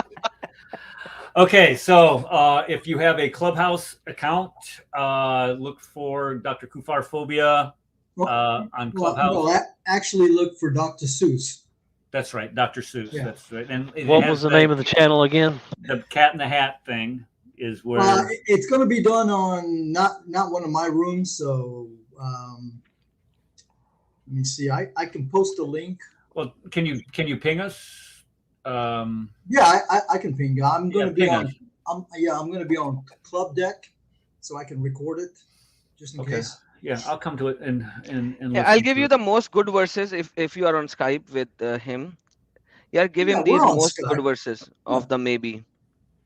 Well, There you go. actually, Adam, when me and Paul and Usama did the dissecting the Quran, we came to the conclusion that Allah was the God of maybe or perhaps. You already did that? Allah will do this. Yeah. Awesome. So you already know. But like Osama actually goes through all of them. I don't. When in a discussion, I go through 9 of them because here Allah is stating a future thing, predicting a future thing with a maybe. Like a lot of things they actually says, hey, this is this. But when Allah is predicting something, stating something as an authority, he cannot use maybe. So I will give you those verses where they cannot run off from that argument, by the way. Yeah, I was going to say, send me those. Because like I said, Send me a text on Skype. I will. Okay, all right. Wait, on Clubhouse is Dr. what? Seuss? Yeah, Dr. Seuss. Like It's got the cat in the hat. It's got the Cat in the Hat logo. How do you spell Seuss? Seuss. Seuss. Okay, let me point out one thing here in the chat. No, I'm not finding you. Oh, I found you. Follow. Okay, let me address this here real quick. A cat with a hat, isn't it? A cat with a hat. Because there are 3 of them. Okay, the Trinity requires the sacrifice of grain cells. And folks in the mods, just let whoever this is, Islam is the way, the truth, and the life. And I'm not sure if you realize this, where Jesus came. Oh my goodness. No, where Jesus came up with this, and a lot of people don't realize This is a Muslim. Quran chapter number 37, verse number 107. 107. Allah ransomed the great sacrifice. Now, my friend, your name is destructive because Allah himself is giving a great sacrifice. How the hell your sacrifice? Are you kidding me? That's okay. The way, the truth, and the life. Let me just let him know what he just cited here. He said that Islam is very Jewish. No, I'm serious. He does. Now follow this. Yes, he does. Yeah. When you look at the Jewish temple, there were 3 doors going into the holiest of holies. One of them was called the Way, the second was called the Truth, and the third one was called the Life. So if you were going to say that Islam is a Jewish practice, then you go right on ahead. You deal with your jihadi brothers to see if you get away with that. But I doubt that you will. Okay, Rad. Last one. I want to answer this. Allah is Elohim. Then Allah is what? Allah is what? Elohim. Quran, Bible, Deuteronomy, chapter number 20, verse number 64. It says, there you will go out and worship other gods. Gods, Elohim. Read the verse, Hebrew. Elohims made out of wood and stone. Thank you so very much. Allah has been proclaimed in the Old Testament as Elohim, and you Muslimin, according to the Bible, according to Deuteronomy, you will be worshipping a stone which is placed in the Kaaba on the cornerstone. Thank you so very much, brother. You proved Allah is a false god. Alhamdulillah. I would like to Trinity. Here.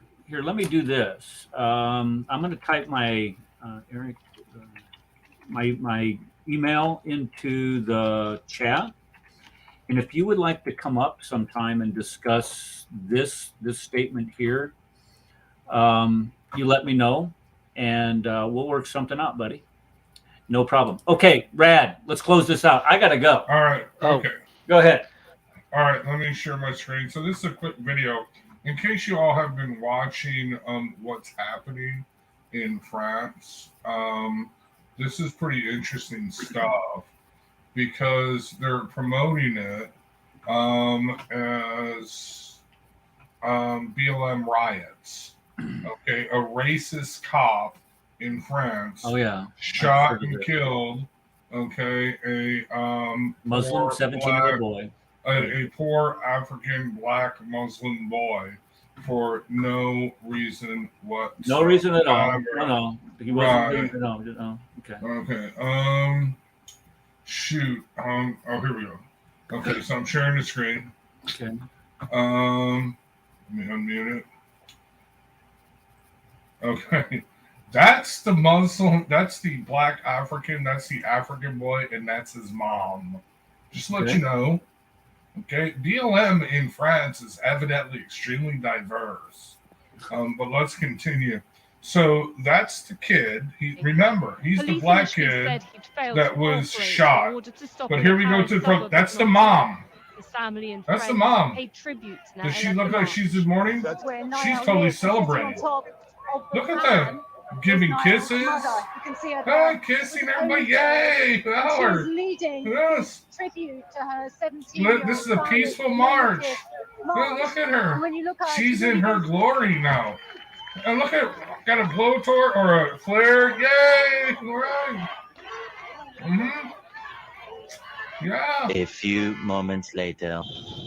What happened? Nevertheless, these words haven't stopped thousands of people. This is at the Peace March. Many say has become a systematic zero-tolerance policy carried out by French police, especially against those from poor and minority communities. Make it full screen. Full screen, Rad. Full screen. Okay. Officials this has been going on for 5 days now. Across France, it's happening right now. Being live streamed right now. The police officer involved in the shooting has been arrested. Did you see the mom? She's handing out kisses. I got another video of her giving out T-shirts. They're giving out T-shirts. This year, there she is. The 15th in a year and a half. Celebrating. Many are hoping that calls for justice can finally be up. There goes some more video. Yay! Peaceful march, right? Yeah, here we go. Religion of peace. Hold on. We're getting to that. This is what's been going on. More video of her with the flare. Yay! Okay, total celebration. Here we go. This has been going on now. This is night 6, but this is from day 3, I believe. Okay? It's in multiple cities. The videos that you are watching now. This is not BLM protests. This is not Black Lives Matter. They're not chanting Black Lives Matter. They are not chanting no justice, no peace. They are not chanting this is what democracy looks like. As a matter of fact, I fear Black Lives Matter and Antifa will watch this video and learn from this. This is bad what is happening in France right now. This is in multiple cities for 5 days now, 6 days now. Hundreds of officers seriously injured, thousands of arrests every night, and it still goes on. Multiple cities. It has spread to Belgium. Now remember, France has a Muslim population of 10%. What happens when you get a population of 10%? This is what happens. Yeah. This is what happens. Okay? And the seculars can't understand this. Seculars are the most stupid people who can't comprehend this. Look at that, dude. They ain't playing around, dude. They are not playing around, dude. It looks like France needs the Second Amendment is what they need. It looks like they need. Oh, they actually kind of do. Gun stores have been raided. Dude, I don't know about your amendments. Can you say it in the open, more? The people need to arm themselves. The people need to arm themselves. The right to keep and bear arms shall not be infringed. That's the Second Amendment of the Constitution. Well, here's the thing. France does allow citizens to arm themselves, and gun stores have been looted. So they're arming up. Well, it doesn't look like they're doing a very good job of it. Yeah. Well, this is thousands of police officers they've mobilized. 40,000 police officers, plus French special forces. Okay, look at that, dude. That's not saying a lot. Well, they're French, too. So, well, that's what I'm saying. They're French special forces. Yeah. Kind of like saying, well, the Boy Scouts of America are. Well, I'm kidding. And this is the daylight. This is the daylight. Look at this, dude. Yeah. Alhamdulillah Rabbil Alameen. We destroyed the kuffar and their property. But anyway, the point I wanted to make about the mother, and the child, again, even though this is being marketed as, racist, white cop shoots innocent black teenager, that's not the case, as you can clearly see, unless BLM is more diverse in France in the pigmentation level. What I'm just saying is this, and look at the way she's celebrating. She's a hero. She's seriously, she's Queen Bee. She's waving kisses, blah, blah, blah. Giving out T-shirts. It's a great day. This is celebrating. Why? Because she hit the jihadi jackpot. Because her son, again, he's being buried in a masjid, whatever, the Muslim cemetery. She hit the jihadi jackpot.